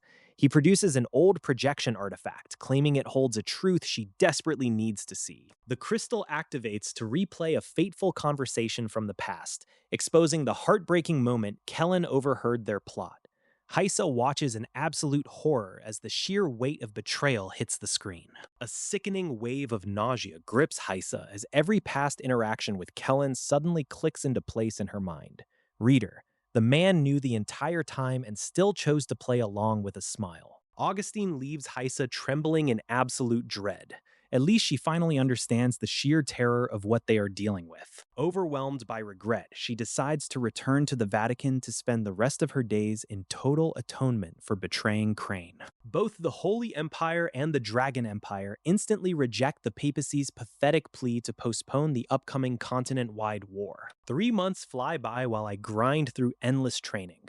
Look at that, reader. Level 99 right on the nose, because why settle for less? The massive national war officially kicks off, plunging the entire King's Academy into 12 months of unadulterated bloodshed. Terrified small nations bordering the Holy See rush to surrender on day one, desperate to avoid total annihilation by our legions. Crane and Ilya quickly sift through the remaining unsubmitted territories to pinpoint which stubborn enemy nations need to be wiped off the map. Julia feels a wave of relief seeing most neighbors surrender, realizing our prestige hasn't completely vanished into thin air. Meanwhile, Heisa has been burning herself to the bone, triple speeding her tasks just for a single chance to speak with Crane again. Crane calmly agrees to grant her audience, telling Julia to send Heisa his way the second her grueling mission finally wraps up. The Judgment Legion is thriving after recent reforms, pushing their combat prowess right to the absolute doorstep of the ninth rank. Even Pope Julia gets schooled daily by Crane, whose innate genius makes centuries of magical theory look like absolute child's play. Current average attributes have blown past 150,000, making even the Pope look like a total amateur in comparison. The two set off together toward the Judgment Legion headquarters to coordinate final strategies for the brutal national war. Notice how Julia refuses to look sideways? Let's just say a stat line of 99 charm makes normal eye contact a massive hazard. 99 points of charm, folks. Because apparently, walking around looking like a walking deity isn't distracting enough for poor Julia. Walking side by side with her heavily armored comrade, the Pope finds herself hopelessly distracted by wild fantasies about the face hidden beneath that helmet. She desperately tries to squash these unruly romantic urges, terrified of falling head over heels for a man whose power now vastly outclasses her own. The pair finally step into the bustling headquarters of the Judgment Legion, instantly drawing the burning gazes of every elite warrior present. Rumors and whispers ripple through the ranks about the strange chemistry between the stunning Pope and their formidable, steel-clad leader. Stepping up to the podium, the commander wastes no time cutting straight to the chase and addresses the assembled troops regarding the brewing war. He announces that all non-essential abyss repairs are officially on hold to pivot full resources toward the escalating national conflict. Morale instantly skyrockets across the room as he tacks on generous supply bonuses for everyone participating in the upcoming campaigns. With the briefing swiftly concluded, the commander beats a hasty retreat while his subordinates scatter to handle their new operational orders. Over the next couple of days, elite units flood out in all directions to snuff out border skirmishes and growing unrest. Taking full advantage of the global chaos, underground cults crawl out of the woodwork to plunder and terrorize the academy districts. Amidst all this madness, a familiar face turns up looking for an audience with the Legion's top brass. Hysa stands frozen in place as the commander reaches up and unclasps the heavy metal helmet, revealing a familiar, sharper visage. Seeing those refined features up close knocks the wind right out of her lungs, sending her heart pounding against her ribs. He tells her straight up to spit out whatever she came here to say and stop wasting his precious time. Poor Hysa scrambles frantically through her scrambled thoughts, choking entirely on her own guilt and nervousness. After a grueling silence, she breaks down and stammers out a trembling apology after confronting her dark past with Augustine. Hysa sits before me with a bitter, broken look, finally realizing that I give zero fucks about her remorse. She killed the Pope and expected a warm hug? Get real, lady. Years slip by while the Judgment Legion drowns in endless friction against the Holy and Divine Dragon empires. Wars are popping off everywhere like cheap fireworks. Then Ilya drops out of the sky with a juicy lead on a massive sea serpent tearing through the South China Sea. Reader, he did not hesitate to check it out. I crossed the entire continent in less than a day, watching kingdoms burn along the way without lifting a finger. Not my circus, not my flaming monkeys. Diving into the coastal winds, I cast my mental senses deep into the blue and instantly catch a familiar, lingering spark of magic. Without wasting a breath, I cannonball straight into the black depths of the South China Sea. Seriously, who needs a diving suit when you have main character stats? The light vanishes entirely as I sink deeper into the crushing black void of the abyss. It is cold, dead silent, and practically screaming giant sea monster here. Unbothered by the creepy atmosphere, I let my raw aura bleed out into the water to summon my old reptile buddy. My boot suddenly smacks against something massive and squishy. I look down to realize I am standing on a single, oversized fish scale. I pivot around to find a hideous, nightmare fuel oarfish staring right back at me with eyes 5 times the size of my entire body. The colossal beast just blinks its faulty bulb eyes and ignores me completely. I guess I'm too small to count as an appetizer. I follow its blank stare into the gloom and spot another colossal serpentine shape hurtling straight toward us. As the beast closes the distance, my heart hammers against my ribs because I know exactly who this scaled glutton is. The giant oarfish unleashes a deafening roar, opening a nightmare maw lined with 5 rows of razor-sharp fangs as shockwaves ripple through the sea. Purple Scale roars right back, proving that while it might be smaller than the oarfish, its aura is twice as unhinged. Without an ounce of hesitation, the oarfish coils its gargantuan frame and launches itself like a living torpedo straight into battle.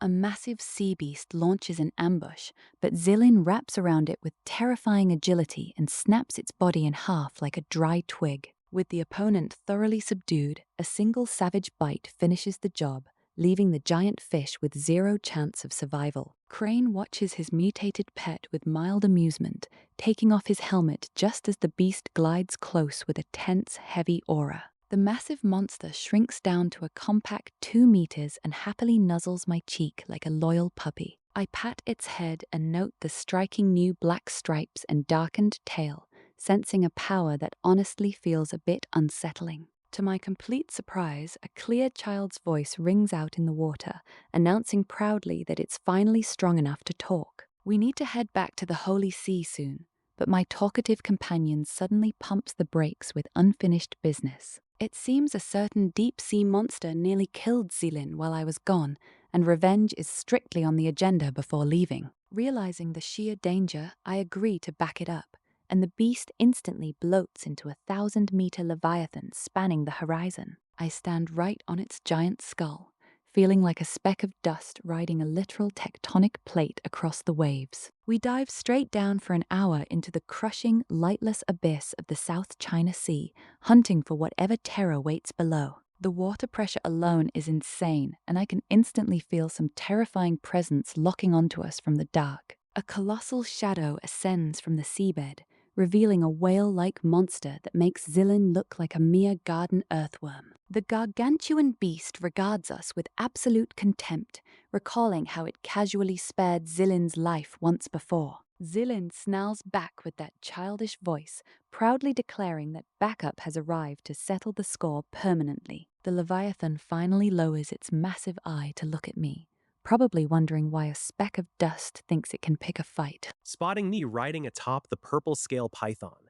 the legendary tyrant demon whale instantly shifts its posture and locks onto us with terrifying, focused intensity. The Leviathan instantly unleashes a suffocating aura that spikes the surrounding water pressure, threatening to crush any ordinary fighter into paste. It deploys a brutal ocean domain, dragging us into an endless pitch-black abyss where the enemy rules supreme and every movement feels like wading through concrete. Luckily, my companion and I snap our own domains open just in time, neutralizing the suffocating weight and matching the monster's pressure clash for clash. Transforming into a living torpedo, the beast charges headfirst with a binding vortex of water that makes dodging utterly impossible. My python companion tries to block it head on, but gets brutally flattened in a single second and slammed straight into the ocean floor, coughing up deep red blood. I immediately retaliate by driving my soul-devouring demon sword straight into its armored scales, but the blow barely leaves a pathetic little white scratch. Enraged, the Leviathan pivots and barrels into me, turning my bones into a fractured jigsaw puzzle before I can even lift my blade to parry. Good thing my Insect King bloodline gives me freakish recovery powers that laugh at mortal trauma, instantly knitting my mashed-up organs back into place. I trigger my dragon form, load up on elemental energy, and smash a vicious cross-slash right across the bastard's sensitive nose. That direct hit to the snout sends the beast into an absolute frenzy, whipping its tail and launching me through dozens of jagged deep-sea boulders like a cannonball. Most of my flesh gets pulverized into minced meat, but my body just shrugs it off and regenerates before the dust even settles. Seriously, who's the monster here? The whale stares at me with pop-eyed horror, completely baffled as to how a human heals faster than a mythical sea beast. When it tries the same tail swipe again, I don't fly an inch. My boots just skid a couple of feet across the seabed while I hold my ground. Frustrated, the Leviathan unleashes a relentless barrage of high-pressure water spears, pummeling my magical defenses from every conceivable angle. I close the distance and drive my sword deep into its snout, finally bypassing its physical armor to strike directly at its defenseless soul. Cran clings desperately to the thrashing tyrant whale, driving his bare hand into its flesh just to keep from being thrown into the deadly abyss. Every violent twist of the beast shatters his bones to dust, only for his regenerative powers to force them back together in an endless loop of agony. Zi Lin seizes the opening, sinking her fangs deep into the creature's tail, and flooding its bloodstream with a paralyzing, soul-tearing poison. Driven mad by the pain, the Leviathan smashes its head against the ocean floor, using Cran's own body as a battering ram against the rocks. Through all the torture, Cran just smiles like a lunatic while his demon sword feasts on the whale's soul, growing stronger with every second. Realizing it's losing this brutal war of attrition, the terrified beast finally speaks up, trying to cut a deal with the monster clinging to its nose. Spoiler alert, he tells the giant fish where to shove its peace offering, because why let up when you're literally one step away from a god-tier weapon? Panicking, the Leviathan triggers its ultimate innate skill, unleashing a crushing pressure wave that physically forces Cran's blade out of its body. Knowing the danger is real this time, Cran orders an immediate retreat and scatters to draw the enraged beast's attention away from his companion. Seconds later, a tidal wave of pure murderous intent bears down on him, proving that running away from an angry godfish is harder than it looks. He launches himself toward the surface for air, but the enraged Leviathan lunges upward and swallows him whole in a single massive gulp. Cran plummets down the pitch-black gullet of the beast, landing in a suffocating chamber filled with toxic stomach acid and the worst smell imaginable. He hacks furiously at the internal tissue with his demon sword, but the whale's rapid healing seals every wound faster than he can carve a way out. Completely ignoring the burning acid bath inside its belly, the relentless beast tracks down Zi-Lin's fleeing signature and resumes the hunt. In a matter of moments, the powerful toxins are completely broken down, and the purple serpent's aura vanishes into the dark abyss. Left with nothing to maul, the Leviathan goes completely berserk once more, raging blindly at the empty sea. Trapped deep inside the colossal tyrant demon whale's stomach, I was busy making my agonizing exit by carving a bloody path straight through its innards. Meanwhile, Purple Scale lurked safely in the shadows, waiting patiently to deliver the final blow once our giant target finally collapsed. After 3 relentless days of tearing through muscle and reaping souls with my evolving sword, I finally burst right out of the beast's carcass. Facing certain doom, the giant whale showed no fear and challenged me to one final clash, though my blade had already evolved into a semi-divine terror. When Zi-Lin tried to sneak up for an ambush, I yelled at him to stay back, and remarkably, the giant snake actually listened to me. Robbed of its ambush advantage, the whale threw everything it had left into a frantic attack, but I met its desperate lunges with total calm. An hour later, I channeled a massive surge of magic into a single downward swing that cleaved both the dying beast and the entire ocean in two. That single strike felt completely effortless, letting me finally perceive the true soul resting inside my soul-devouring demon sword. I ripped the beast's magic crystal out for myself and told Zi-Lin he could eat the rest, which the giant snake did with terrifying enthusiasm. With the meal finished, Zi-Lin let me ride on his back as we raced at breakneck speed across the sea to head back to the Holy See. To test my new strength, I casually swung my sword behind us and accidentally sheared 3 distant mountains in half, merely giving Zi-Lin a heart attack. We returned to the Vatican in less than a day, and thankfully, absolutely nothing had gone wrong while I was out hunting sea monsters. Ilya immediately handed me a written surrender notice from the Holy Empire, proving my brief vacation from geopolitical nightmares was over. The treacherous Holy Empire had threatened every nation allied with us, causing our fragile coalition to shatter almost overnight. 3 days later, enemy forces began their ruthless assault on our remaining cities, forcing me to hand command over to Piccolo and fight alone. Backed by the alchemist's advanced gear, our troops were ready to show these primitive invaders what high-tech warfare actually looked like. Tracking the enemy map coordinates, Cran locates a massive division of 50,000 troops marching in formation. They spot the solitary figure hovering above them, immediately freezing in sheer terror. Even with an entire army backing him up, the leading general feels zero security facing a legendary commander. The terrifying reputation of the papacy precedes him by miles. Without hesitation, Cran draws his demonic blade and channels blazing fire magic into the steel. The atmosphere turns heavy and oppressive as ambient temperatures skyrocket. The holy commanders bark frantic orders, forcing every single man to raise their shields into a defensive canopy. It is a textbook elite formation, but it won't save them. A massive wave of scarlet energy erupts from Cran, dyeing the entire sky the color of a fresh massacre. It looks less like a spell and more like the literal end of the world. Thousands of fiery projectiles pelt the barrier in a continuous, deafening bombardment. Every single impact drains the magical stamina of the troops holding the line. By the third minute, 20,000 men have already passed out from pure magical burnout. The endless torrent of fire refuses to let up for even a second. The barrier finally shatters completely, and a colossal fireball crashes directly into the helpless crowd. Countless soldiers are instantly incinerated into nothingness. Thousands of screaming souls are sucked straight out of the firestorm and devoured by the demonic blade. Reader, the weapon's upgrade counter is having a fantastic Tuesday. Driven mad by the slaughter, the Griffin commander charges straight at Cran on his mount. It is a completely suicidal gesture, but he takes the bait anyway. Cran slices downward with bored precision, cutting the commander and his beast neatly into two pieces. One swing, one corpse, zero drama. Seeing their leader bisected, one commander loses his mind and sprints away in cowardice.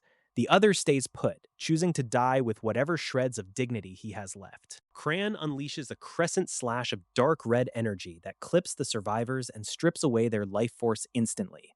50,000 men wiped out without breaking a sweat. Back at the capital, the Holy King receives the devastating battle report that 3 entire legions vanished off the map. His carefully planned war is falling apart before it starts. For 3 solid days, Cran plays an absolute game of extermination across the Empire, wiping out 7 separate armies and hundreds of thousands of lives. Arriving at Holy Light City, the Holy King chokes on his own spit seeing the sprawling metropolis. Seriously, since when did this dink town get so damn big? Fed up with endless reports of annihilated legions, the Holy King loses his patience and orders a direct assault on the city. Holy Light City acts as a merciless meat grinder, slaughtering any invading forces that step within range. Frustrated by the heavy losses, the Holy King launches himself into the fray, engaging Ilya in a ferocious duel. Ilya struggles to keep up with the overwhelming pressure, while her silver dragon mount gets brutally suppressed by a golden griffin. She knows she is completely outmatched by the tyrant before her, but she refuses to back down an inch. Sensing no panic in her, the overly cautious monarch pauses his offensive, wondering what hidden trap she is planning. She plays her trump card, telling him to wait right there because the new Legion commander is about to arrive. Instead of pressing his advantage, the paranoid ruler decides to hold his ground and test this mysterious newcomer. Crane arrives just in time, stepping onto the front lines and feeling a wave of relief that he isn't too late. The moment the Holy King lays eyes on Crane, his expression turns dead serious because he feels the sheer weight of a real threat. Crane steps forward to measure his own strength against the pinnacle of this world, eager to see how he stacks up. The monarch makes a pragmatic gamble, offering to end the war during his reign if Crane manages to defeat him. Crane almost bursts out laughing, realizing this guy isn't offering a truce to the papacy, just saving his own skin. Without missing a beat, the two powerhouses ascend into the clouds to settle the entire conflict in a single duel. The Golden Griffin swoops in beside its master, looking so majestic that Crane momentarily forgets he is about to fight. The beast literally gets shy under his blatant gaze, prompting a jealous scowl from the Holy King as their domains collide. I face off against the Holy King and realize his domain is slightly stronger than mine. No time to hold back, so I unleash my newly evolved technique, fusing raw fire and sharp sword spirit together. The two violent forces collide overhead, creating an apocalyptic explosion that blooms into a giant mushroom cloud. Anyone caught at ground zero of that blast would have been vaporized instantly. The clash leaves the Holy King completely rattled, realizing my power completely outclasses his own. He is only keeping up because of his golden griffin mount, and he knows he is entirely outmatched. Reader, he did not think this through, because the man simply turns tail and flees in the middle of a fight. He realizes he cannot beat me, and chooses cowardice over losing face in front of his army. I chase after him, expecting some grand tactical trap or hidden strategy. Turns out the guy just has zero backbone and is running away purely to save his own fragile ego. An hour later, I float before the bruised and battered monarch and his smoking pet bird.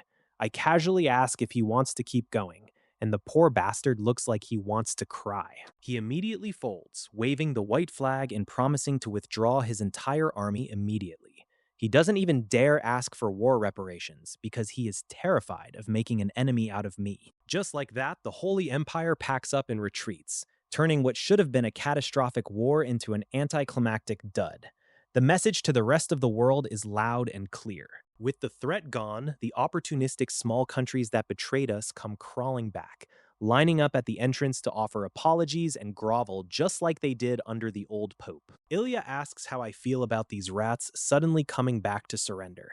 I tell her I'm fine with accepting them, but these traitors definitely cannot get off scot-free after turning on us. I tell her to demand that every single one of these cowards send their top 10 national geniuses to the Holy See as hostages. If they want protection, they need to pay a heavy price. Ilya immediately puts the plan into motion, spreading our new demands across the surrounding kingdoms. For once, the papacy is going to play hardball and squeeze these empires dry. The news hits neighboring nations like a ton of bricks, causing widespread panic and outrage among kings who refuse to hand over their best and brightest youth. Of course, the smarter rulers accept reality and release their elite talents immediately. They realize cutting off their workforce hurts, but getting wiped out hurts a lot more. 2 weeks pass, and down in the kingdom of 10,000 herbs, a stubborn king refuses to comply. He smugly assumes the Vatican is still a soft touch that won't actually retaliate. He truly believes he can ignore the Holy See's orders without any consequences whatsoever. Let's see how well that arrogant little gamble works out for him. Our bold king insists on defying the papacy, completely blind to the tidal wave of violence headed straight for his crown. His poor advisor begs him to reconsider before they both end up as fertilizer. Heavy footsteps echo through the hall as a golden-armored juggernaut makes a dramatic entrance. The entire room goes dead silent instantly, because nobody wants to catch those hands. Refusing to back down, the arrogant ruler tries to puff out his chest and insults the supposed low-level judge. Reader, he did not think this through. With the speed of pure lightning, the Golden Warrior strikes before a single heartbeat can finish.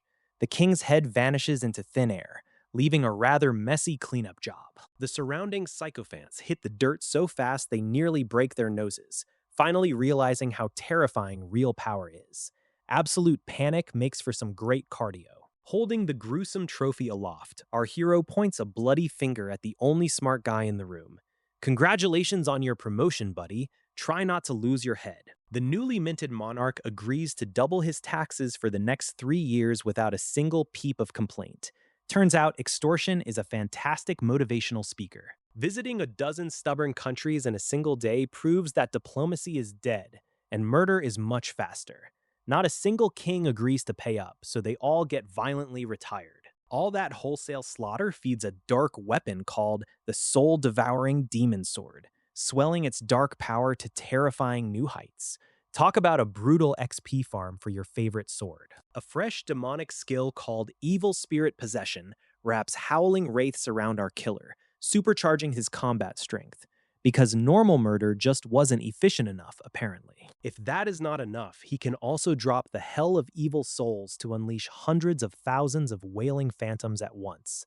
That is one way to clear out the neighborhood pests. Within a week, all resistance around the Vatican is thoroughly smashed, expanding their territory to 47 booming cities. The empire is growing whether the locals like it or not. While the capital city of Holy Light goes under heavy construction, the papacy adopts a lovely laissez-faire attitude toward its new turf. Starting to be selfish really does make life so much easier. Karma catches up quickly as a massive beast tide sweeps across the continent, completely devouring several powerful nations. For fuck's sake, always check your perimeter defenses. Safe behind their massive new walls, the papacy sips tea and completely ignores the ongoing apocalyptic slaughter outside. Not our circus, not our bloodthirsty mutant monkeys. With the outer shell of Holy Light City finally finished, a massive defensive barrier locks down the sprawling metropolis. They are locked, loaded, and entirely ready to ignore the end of the world. The Holy See linked countless smaller formations into a colossal super array, drastically cutting down construction difficulty while demanding absolute precision. Meanwhile, the global crisis of the Eye of Abyss worsened until even mighty empires panicked, forcing the Vatican to cash in by charging exorbitant fees for cleanup. Krellin stared into a roaring abyss, wondering what lay on the other side. but wise enough to walk away before testing his luck against ungodly danger. Back at headquarters, he warned Ilya to lock the doors and ignore him because he was diving straight into a long overdue and isolated seclusion. In the first year of his silence, the Holy See reclaimed its golden age and dominated the region as the undisputed top power. During the second year, endless resources turned Ilya into a powerhouse who could finally match the old pope's sheer might all by herself. Sophia also climbed the ranks to cardinal, basically keeping the entire Vatican from collapsing under mountains of paperwork through sheer administrative wizardry. Reader, he finally stepped out after 3 solid years of grinding his cultivation into dust, thinking it had only been about 10 days. Time blindness is a bitch. Milia nearly dropped her jaw when she spotted him wandering out of his chamber, completely flabbergasted that he had been gone for so damn long. When she broke the news that 3 whole years had vanished in a blink, Krellin could only blink back in genuine disbelief. She offered to whip up a gourmet meal to celebrate his return, but our boy was far too focused on his gains to care about fancy food. Before rushing off to cook, Milia casually mentioned that Sophia had faithfully checked in every single day to see if he had surfaced yet. Knowing Sophia's clockwork habits, Krellin decided to just plant himself right there and wait for her daily visit to roll around. Realizing her master actually wanted a bite to eat this time, Melia scrambled into the kitchen to whip up whatever she could find. He caught a glimpse of himself in a mirror and finally noticed his hair had sprouted like an overgrown weed during his multi-year nap. With 3 years of progress under his belt and the outside world spinning along without him, Krellin stepped forward to face his awaiting friends. Tired of tripping over hair that reached down to her knees, Crane decides it is time for a drastic change and lops most of it off with a single decisive stroke. A quick inspection in the glass confirms what she already suspected. She now looks utterly flawless, pushing her personal aesthetics straight to absolute perfection. Charm value 100 points. Max limit reached. Just as she finishes admiring her new look, Sophia stumbles through the door, having spent the entire week running herself into the ground like a caffeine-addicted machine. The moment she hits the cushions, her mind empties completely as she uses this quiet sanctuary to finally decompress and escape the crushing weight of her duties. Before she can drift off into another nostalgia trip, a deeply missed voice whispers from behind and wraps her up in a sudden, comforting hug. All the built-up stress and exhaustion instantly evaporate as she melts into the embrace, letting out a quarter hour of pent-up emotion right there in the arms of her mentor. After finally pulling back, Sophia looks up into those stunning eyes and stammers out a flustered compliment about how dangerously gorgeous her mentor has become. Look at her go, dropping the formal titles completely and calling out her mentor by first name. Reader, she's getting awfully bold for someone currently turning into a blushing mess. Relieved that she hasn't accidentally crossed the line, Sophia happily settles for calling her straight by name and beams like she just won the lottery. She proudly drops the bombshell that she managed to claw her way up to a cardinal position in the Holy See, closing the status gap between them in just 3 short years. Crane is genuinely floored by the sheer work ethic required to reach that rank, knowing full well there are only 4 cardinals in the entire Vatican. Of course, humility quickly takes over as she admits she never could have done it without the rigorous training and endless encouragement drilled into her by Crane. Stepping outside for a tour, Crane is immediately fascinated by the heavy security upgrades, noting surveillance crystals humming at every corner of the transformed Vatican. Their peaceful stroll is abruptly ruined when a gaggle of stuck-up rivals shows up out of nowhere, looking to pick a fight and trash Sophia's hard-earned status. Some arrogant pricks really saw a walking Max Charm deity and decided today was the day to commit career suicide. Absolutely stellar life choices all around. Sophia's daily harassers corner her in the hallway, mistaking Crane for a kept toy because his overwhelming strength hides behind an effortlessly handsome face. The women watch with burning jealousy, convinced Sophia only landed her high-ranking church position so she could buy herself a pretty boy. One brazen woman steps right up, drooling openly and inviting Crane to ditch the cardinal for a much better time. Crane doesn't blink at the vulgar pitch. He steps in, his expression souring into a hellish glare that instantly kills the mood. Before she can lay a finger on him, Crane seizes her wrist. Reader, he did not come here to play nice with the local trash. With a sickening twist, he mangles her arm into a pretzel. That's what you get for running your mouth at the wrong person. He follows up by launching a vicious kick straight into her stomach, putting a sudden and violent end to her flirting. She rockets backward like a cannonball, smashing deep into the masonry and instantly knocking herself cold. Talk about a hard landing. Sophia watches the wall art with utter delight. Months of daily harassment finally washed away by a single roundhouse beatdown. Crane turns his terrifying gaze back to the cowering leftovers, asking casually if this little circus happens to her every single day. Realizing they picked a fight with a monster, the remaining cowards try to hide behind their precious S-rank status. Crane scoffs at the title, learning that S-rank geniuses are suddenly popping up like weeds every year instead of once a decade. Deciding he's had enough of their whining, Crane orders the remaining idiots to stand there and slap themselves 1,000 times. One brave idiot puffs out his chest and demands to know by what authority Crane dares treat them like stray dogs. Crane gives him a flat look and replies with his actual name, Gaza, because nothing ruins a bully's day like learning they're yelling at the holy sun. The trio's blood turns to ice. They finally realize Sophia's companion isn't a kept man, but the most dangerous lunatic in the Holy See. Crane corners the remaining lackeys who dared cross the line, sending one flying with a swift, brutal kick. The cowards immediately drop to their knees and beg for mercy. Sophia confirms that these two were just harmless followers who never actually partook in the abuse.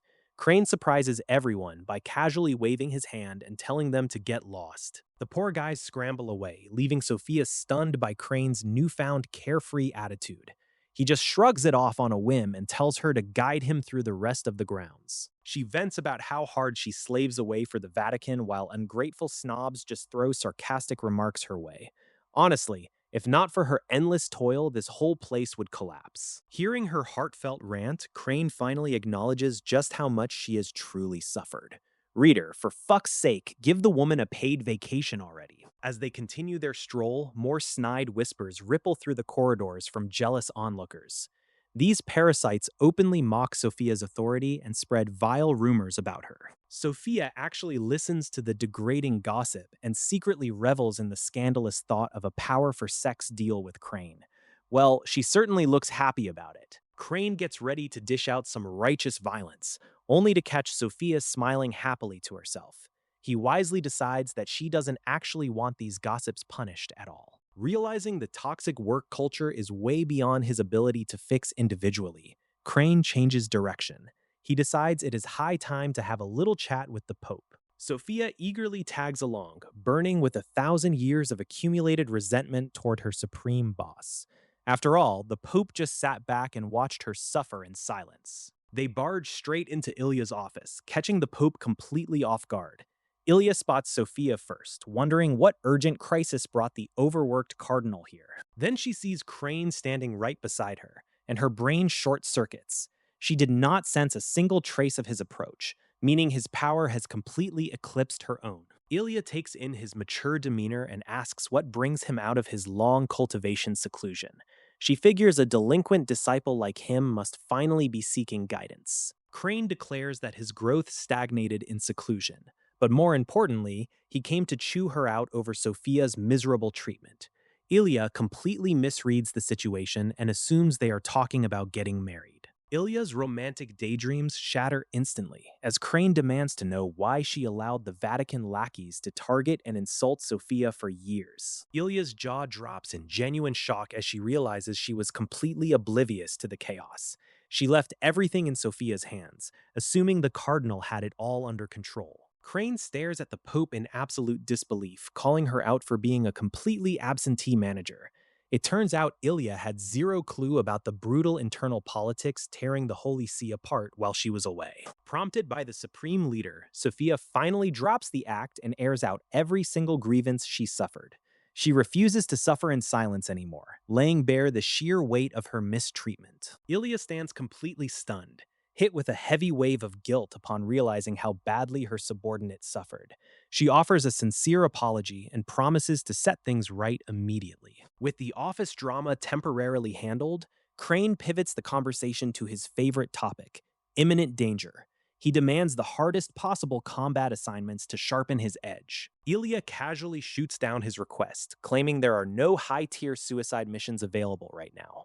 Reader, he genuinely looked disappointed that he couldn't go risk his life today. Sensing a lull in the chaos, Ilya suddenly blindsides the young warrior by asking about his love life. She casually drops the marriage question right into the middle of a political debrief. Crane blinks hard at the unexpected pivot, his brain stalling out before he remembers Heisa. For fuck's sake, the man is trying to survive an impending apocalypse and they're asking about wedding bells. He mentally runs through a roster of complicated entanglements, weighing his options carefully. Ultimately, every single alternative fades away, leaving only Sophia standing at the center of his thoughts. Crane and Sophia step out into the hallway, the heavy silence broken only by her anxious prodding. She demands to know if he actually has a romantic interest, desperately fishing for her own name. She immediately regrets asking, terrified that his answer will shatter her entire world into tiny pieces.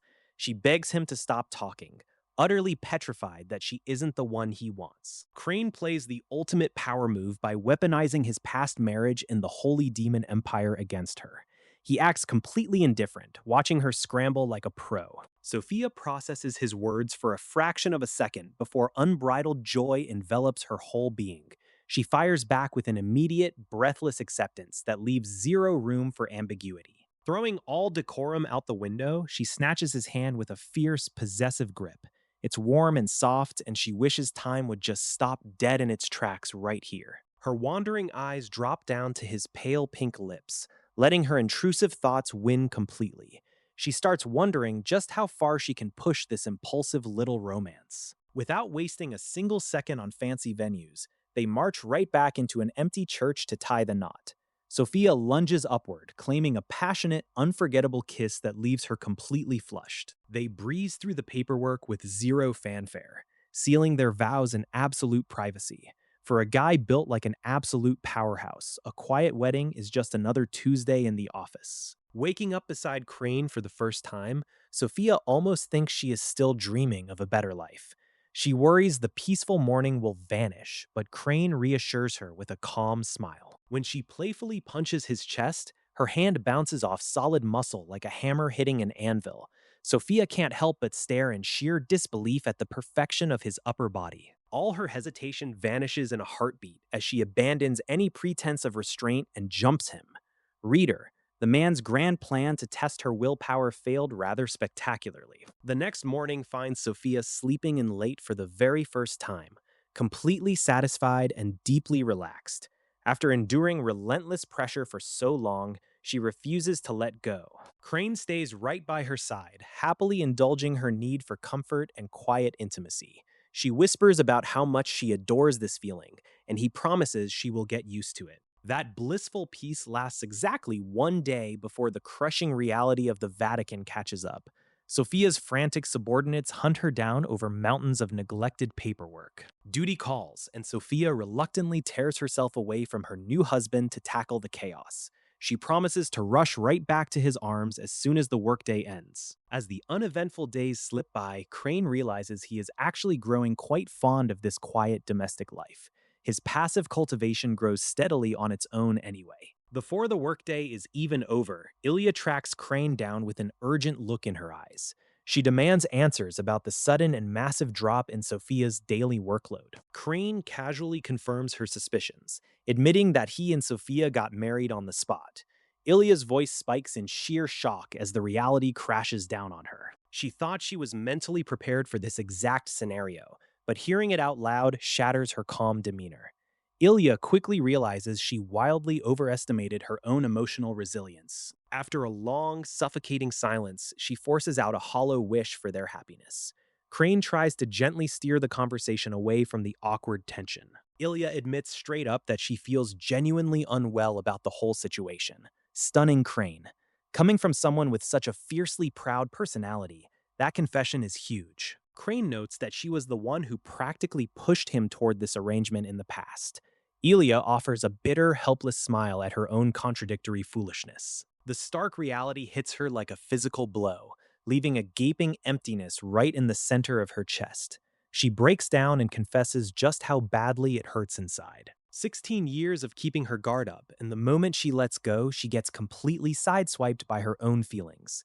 Crane watches helplessly as she confronts the wreckage of her own advice. Even the usually unflappable Cran is left completely speechless after Ilya drops her bombshell demand on him. Ilya immediately second-guesses her own outburst, feeling humiliated that she pushed him into a corner and now regrets asking. He beats a hasty retreat from the papal chambers, letting out a massive sigh of relief mixed with lingering dread. Back home, he weighs his options and realizes he's sleepwalked into a polyamorous mess. Reader, he did not think this through. He agonizes over whether to confess everything to his new bride, terrified of shattering her fragile happiness right after the wedding. Ultimately, he decides to keep his mouth shut and embrace his inner scumbag. Hey, at least this fantasy world normalizes multiple spouses. Sophia arrives home in the evening, her steps light and joyful as she completely remains in the dark about her husband's guilt. She launches herself into his arms, happily babbling about how delegating her workload means she gets to spend 24 hours a day with him. He eagerly returns the kiss, momentarily pushing all his messy ethical dilemmas to the absolute back of his mind. A full month crawls by, and poor Ilya finds that time refuses to heal any wounds. She's completely trapped in a loop of misery. Every time she closes her eyes, she pictures the happy newlyweds together, driving herself slowly insane with intense jealousy and despair. Refusing to let the slow torture kill her, she finally snaps and decides to take matters into her own hands. The next morning, Sophia sits at her Vatican desk, handling her administrative duties without a single care in the world. Her peaceful morning is instantly shattered when Ilya marches straight into her workspace for an explosive showdown. Sophia instantly drops her polite demeanor, drawing a hard line in the sand and treating her boss like an outright home-wrecking enemy. Ilya fires right back, declaring that she refuses to share her man and intends to steal Cran away no matter the cost. Sophia drops a bombshell by resigning her cardinal position on the spot. She refuses to share the man she loves with the holy leader, choosing pride over rank. Pope Ilya is left stunned by such raw defiance. She briefly considers backing down, but jealousy still burns hot beneath her pious exterior. Back home, Sophia ambushes our boy Crane with an overwhelming embrace. She's clearly rattled, trembling with a sudden, suffocating wave of insecurity. Refusing to voice her fears aloud, she begs him for endless reassurance. He readily promises to never abandon her, easing her racing mind. Crane easily puts two and two together and guesses Ilya confronted her. When he moves to sort it out, Sophia panics and physically blocks his exit. She traps him indoors for 3 straight months using pure clinging power. Honestly, reader, at that point it's less of a relationship and more house arrest. Meanwhile, Ilya seethes in her palace, realizing those two are locked away playing domestic house. Reader, she wants to chew glass out of pure spite. Nature finally steps in to ruin their cozy isolation. A massive surge of abyss monsters overwhelms the continent's defenses, sending nations into panic. The Vatican sounds the emergency alarm, forcing Crane to finally step outside. Sophia immediately climbs onto his back like a tiny, frantic backpack. He tries to gently pry her off, but she fixes him with massive, tear-filled puppy dog eyes. Unfortunately for her, high-tier guilt trips lose their edge during a literal apocalypse. He gives her a reassuring kiss on the forehead and promises to return safely. With a heavy heart, she finally lets go and watches him walk out. Crane strides into the papal palace to find a full war council waiting. Every heavy hitter in the realm is gathered under one roof. All eyes snap directly to him the second he crosses the threshold. Rumors of his survival were one thing, but seeing him breathing hits different. The room practically vibrates with raw panic and desperate tension. When the abyss comes knocking, even the proudest bigwigs start sweating through their fancy robes. Ilya watches him approach with a complicated mix of relief and lingering annoyance. Duty calls, and personal grudges have to take a temporary back seat. With the world literally falling apart outside, the real battle is about to begin. Let's just hope his clingy girlfriend doesn't try to lock him in a closet again. Panic sets in the moment Pope Ilya lays out the horrifying truth. A colossal beast tide is sweeping straight toward us from the south, completely wiping out every single city-state in its path. Even veteran nobles who survived past wars lose their color at the scale of this disaster. We aren't talking about a random monster migration, but a full-scale apocalypse born from the abyss. Time is practically non-existent, forcing everyone to scramble like madmen. The initial moat is a complete joke against hundreds of millions of beasts, so it needs to be massively expanded right now. Enter Cran, who decides to show everyone what a true heavy hitter looks like. He hovers right over the trench, winding up a strike that promises to save our collective asses. With one brutal swing, he carves a massive gash straight into the earth, instantly doubling the width and depth of our defenses. Reader, the man clearly brought the right tool for the job. The watching infantry can only stand there with their mouths hanging open. Watching a high-tier powerhouse reshape geography makes ordinary combat look like a playground dispute. Suddenly, the heavy, mournful chime of the Papal Palace bells shatters the relative calm. The last time this thing rang, the old pope kicked the bucket, so nobody is expecting a party. When the bell strikes for the ninth and final time, the message sinks in. This isn't a routine drill or a minor skirmish, but a disaster capable of wiping this entire holy city off the map. Cran spots the vanguard way before anyone else does. A mutated third-tier black wolf with nasty red eyes. It's totally warped by abyssal taint, moving with a creepy, unnatural speed. Before long, the horizon turns pitch black as a sprawling, endless carpet of monsters floods into view. The sheer scale of the horde is enough to make seasoned fighters want to crawl into a hole. The vanguard hits the walls hard, featuring vicious 7th-tier beasts trying to scale the masonry. They barely get a foot forward before our officers turn them into oversized pincushions. The entire perimeter instantly dissolves into a meat grinder of claws, fangs, and flashing steel. The noise alone is enough to shatter eardrums as wave after wave crashes relentlessly. 5 brutal hours bleed together into a non-stop slaughterhouse. The moat rapidly turns into a vile soup of blood and carcasses, yet the incoming tide of monsters shows zero signs of thinning out. Thank God someone actually planned ahead with rotations. Fresh troops cycle in every 4 hours to relieve the exhausted defenders, keeping a steady wall of steel between us and the horde. 24 straight hours of unyielding carnage mark the longest single day this city has ever endured. We are hacking, stabbing, and blasting away endlessly, yet the nightmare refuses to end. After a full day of non-stop slaughter, the first grueling chapter of this siege finally wraps up. We're holding the line for now, but the true terror of the beast tide has only just begun. After a grueling 74 days of unbroken bloodshed, the massive monster tide finally grinds to a halt. The fields outside the city walls are buried under mountains of rotting carcasses and pools of dark blood. Kellen tosses the troops a bone, telling them they have 24 hours to strip every magic crystal they can find from the corpses. The soldiers practically trip over themselves rushing out the gates to grab their cash. With the grunt work left to the others, Kellen retreats indoors to admire his loot.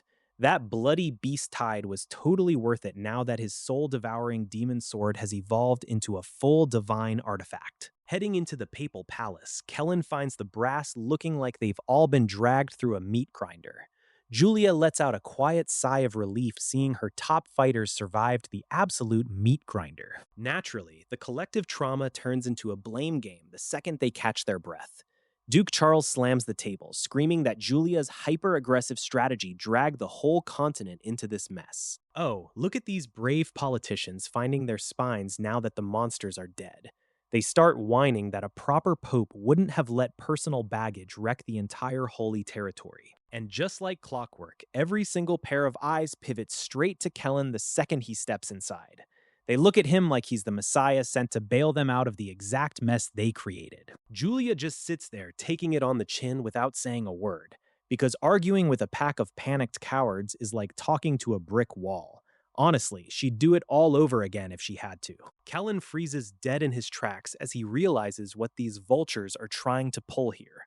Spoiler alert, the man did not sign up to become the supreme religious leader of everything today. Even Julia gives him that classic, "Please take my job" look, quietly conspiring to dump the tiara on his head.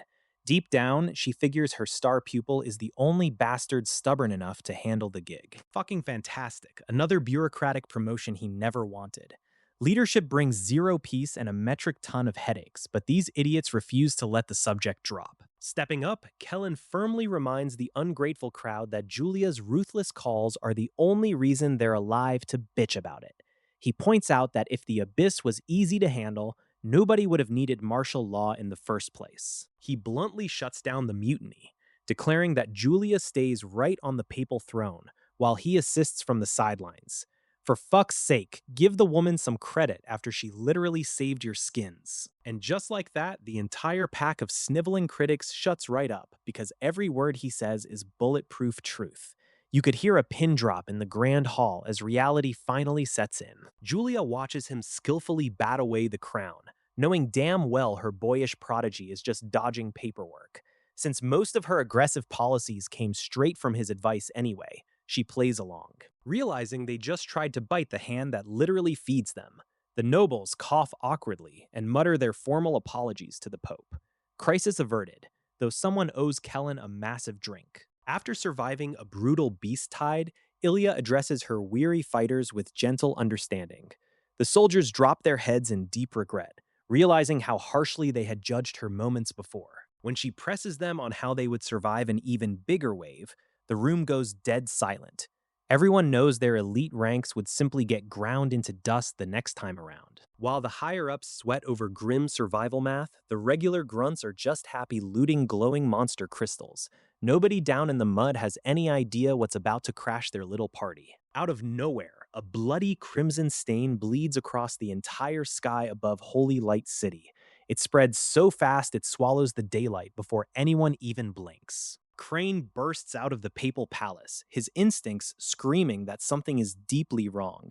High above, in the center of the red void, he spots a tiny, menacing speck descending. That little speck touches the city's ultimate barrier, a shield meant to stop 10th rank legends, and shatters it like cheap glass.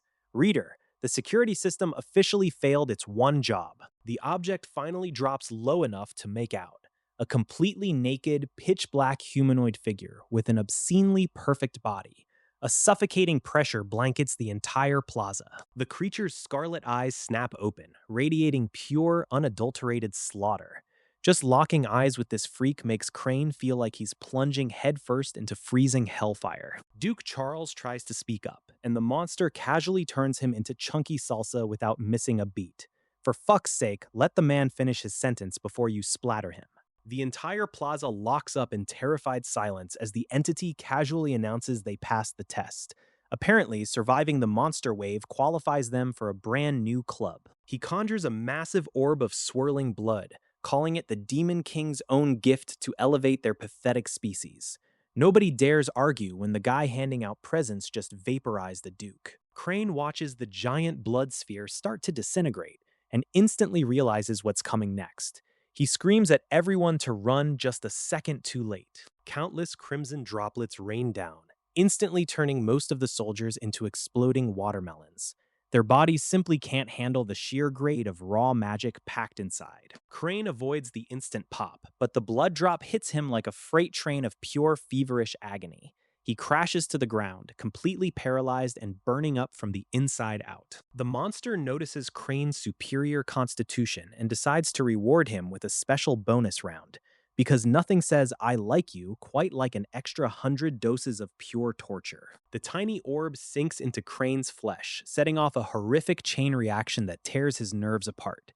He lets out a shrieking howl as the agony drives him straight to the edge of madness. Blinded by sheer agony, our boy completely loses his mind and unleashes a frantic barrage of tens of thousands of sword slashes right at his tormentor. The mysterious mastermind doesn't even bother to dodge, effortlessly soaking up every single blow while noting how fast the kid's power is scaling. That rapid growth comes with a horrific price, as red-hot fury burns away his last shreds of sanity and drags him down the irreversible path to becoming a demon. Thrilled by the monstrous transformation, the black-clad figure pumps an even heavier dose of tainted blood straight into him to shatter what's left of his mind. And just like that, the papacy and most of the Academy forces that barely survived the beast tide are utterly wiped off the map in the carnage. When consciousness finally trickles back in, he wakes up alone in a nauseating nightmare world crafted entirely from flesh, blood, and lingering dread. Jagged memories flash through his aching head, reminding him how he was pumped full of Demon King blood by that wretched stranger before losing his mind. He instantly realizes his closest friends are likely dead by his own blood-soaked hands, but he wastes zero time crying over spilled milk. What a pro. Level 115, four-dimensional stats all clear the 1 million mark. Turns out mass slaughter is a fantastic resume builder. He has officially shattered past the 10th rank, transcending mortal limits to become a walking god of destruction, or rather, a legendary demon. He casually strolls across the sticky, stinking ground of this foreign realm, genuinely enjoying the revolting stench of blood like a tourist at a buffet. A pack of corrupted magical beasts bursts from the fog, charging blindly at him despite the sheer aura of death radiating from his frame. Before their claws can even scratch his clothes, the monsters explode into chunks and their lingering black aura feeds directly into his growing power. Every kill makes him stronger, and honestly, the lack of actual challenge here is starting to get a bit boring.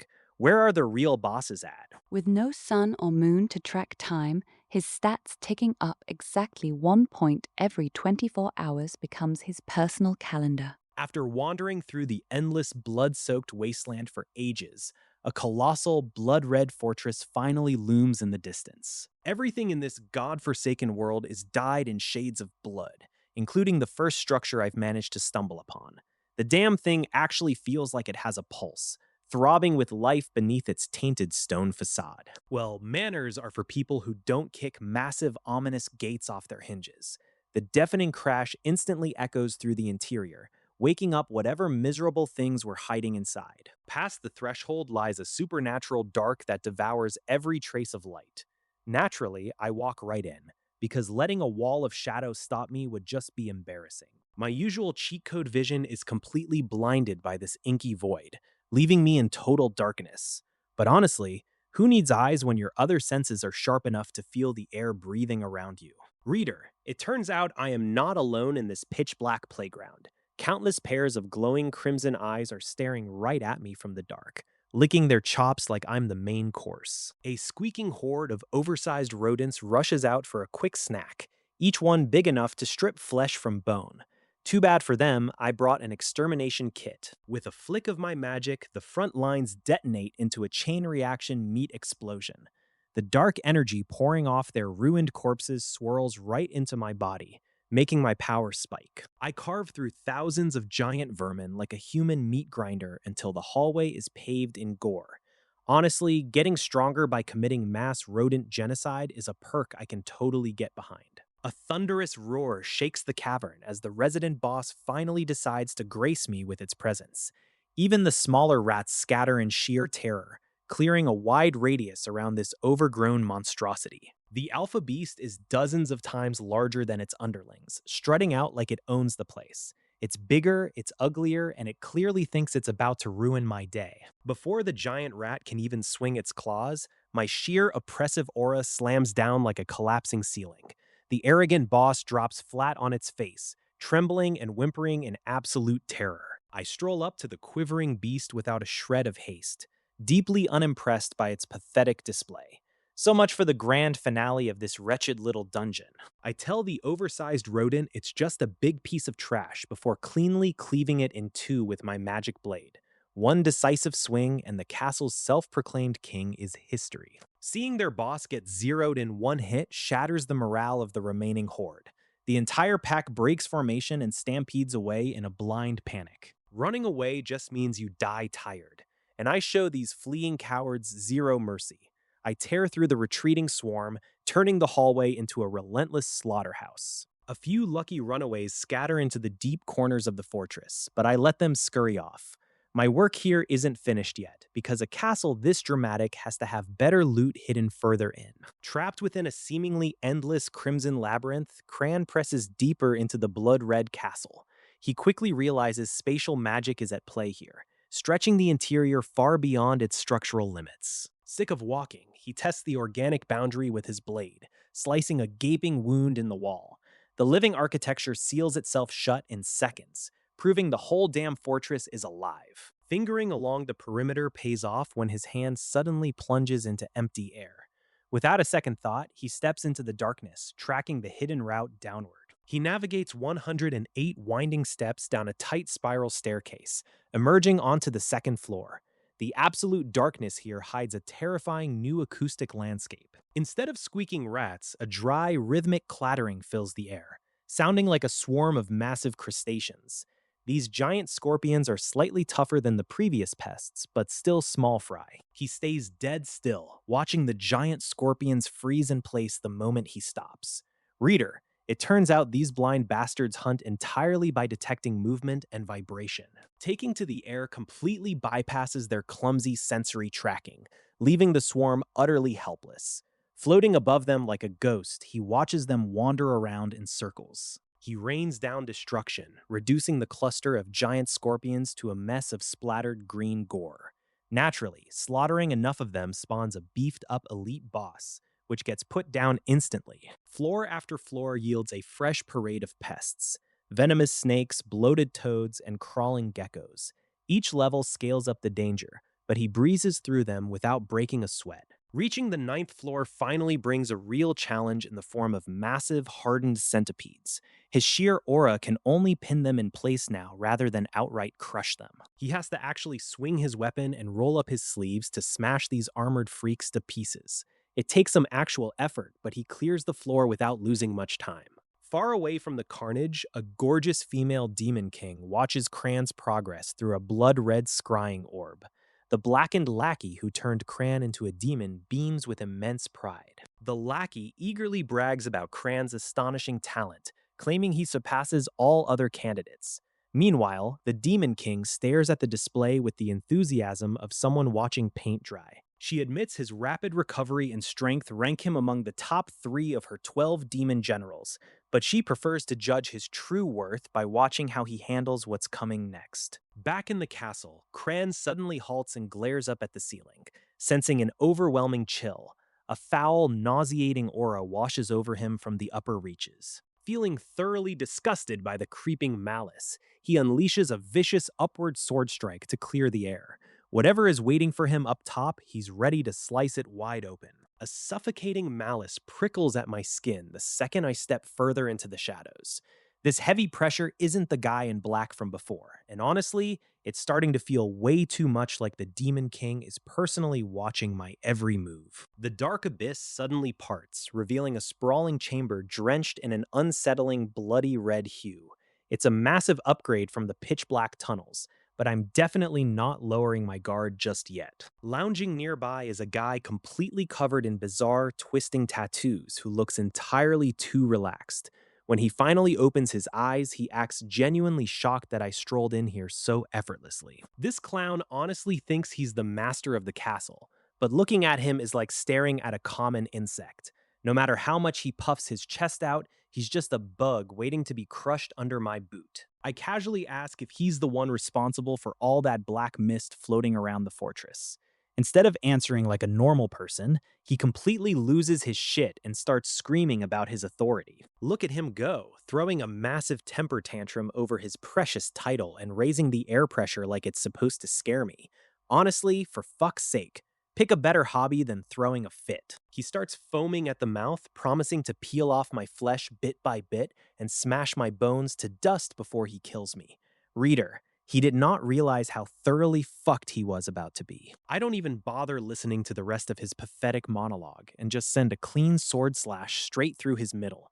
I've never been a big fan of listening to dead men talk. He freezes mid-sentence, looking completely bewildered as a sharp pain registers in his gut. He didn't even see the blade move, let alone comprehend that his life had just ended. The next second, his torso slides perfectly in 2 halves down to the floor in a spray of gore. As his world tilts sideways, he desperately tries to knit his flesh back together with magic, but nothing happens. With his life completely drained away, a brilliant crimson crown detaches itself from his ruined body. It hovers upward on its own, practically begging for a new owner to step up and take charge. The moment my fingers wrap around the crown, I can instantly feel its absurd level of power, dwarfing my soul-devouring demon sword. This artifact is on an entirely different tier of divine supremacy. The second we establish a psychic link, the entire Crimson Castle violently expands, devouring every surviving creature left inside its walls. The whole fortress is basically a massive, customizable spatial weapon now. With absolute control over the layout, I immediately expand the blueprint from a measly 10 floors up to 100. Let's kick things off by turning the entire ground floor into a brutal, shifting death maze. Every single hour, the maze scrambles its walls completely at random while pumping heavy anti flight and soul devouring magic through the halls. Hang out too long, and your soul gets eaten until you're just a hollow, walking corpse. After quickly wiring up the second and third layers with entirely different nightmares, the overall might of the Crimson Castle skyrockets. Consider this place officially booked, locked, and loaded. After crafting a 99-story fortress with his own hands, our boy shrinks the massive Crimson Castle down until it fits right in his palm, like a terrifying little toy. He packs it away, knowing it packs a way bigger punch than his old sword, and wanders off to explore this endless, nauseating wasteland of blood and dirt. Up on some creepy rooftop, a bored demon lady watches his misery through a crystal ball, chuckling as she notes he'll just have to get used to the eternal suffering. Day 4756 rolls around, and you know you've been losing your mind when you start carving tally marks into the stone just to track the agonizing passage of time.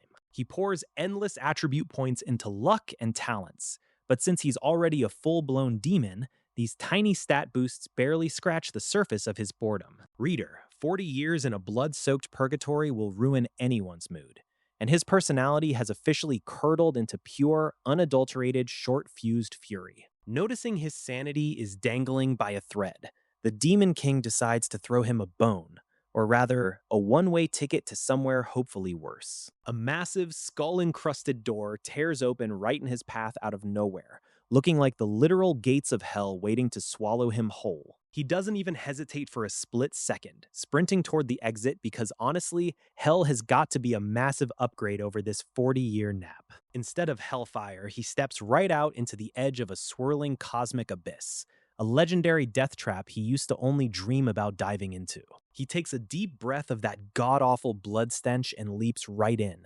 immediately meeting a violent, bone-crushing pulling force that would pulp a normal mortal. He breaches the other side only to find a world that looks even sicker, deeper red, and infinitely more disgusting than the last one he just escaped. For fuck's sake, he didn't escape at all. But instead of screaming, he just accepts his clown status and decides to roll with the punches. If it took him 40 years to find one stupid door, he'll grind out another century just to find the next one and punch the landlord in the face. He vows to rip through all 18 levels of this wretched hellscape until he finally tracks down whoever is pulling the strings behind this sick game. Spoiler alert, it takes him a grueling 150 years of non-stop searching just to find the next door. Talk about a terrible commute.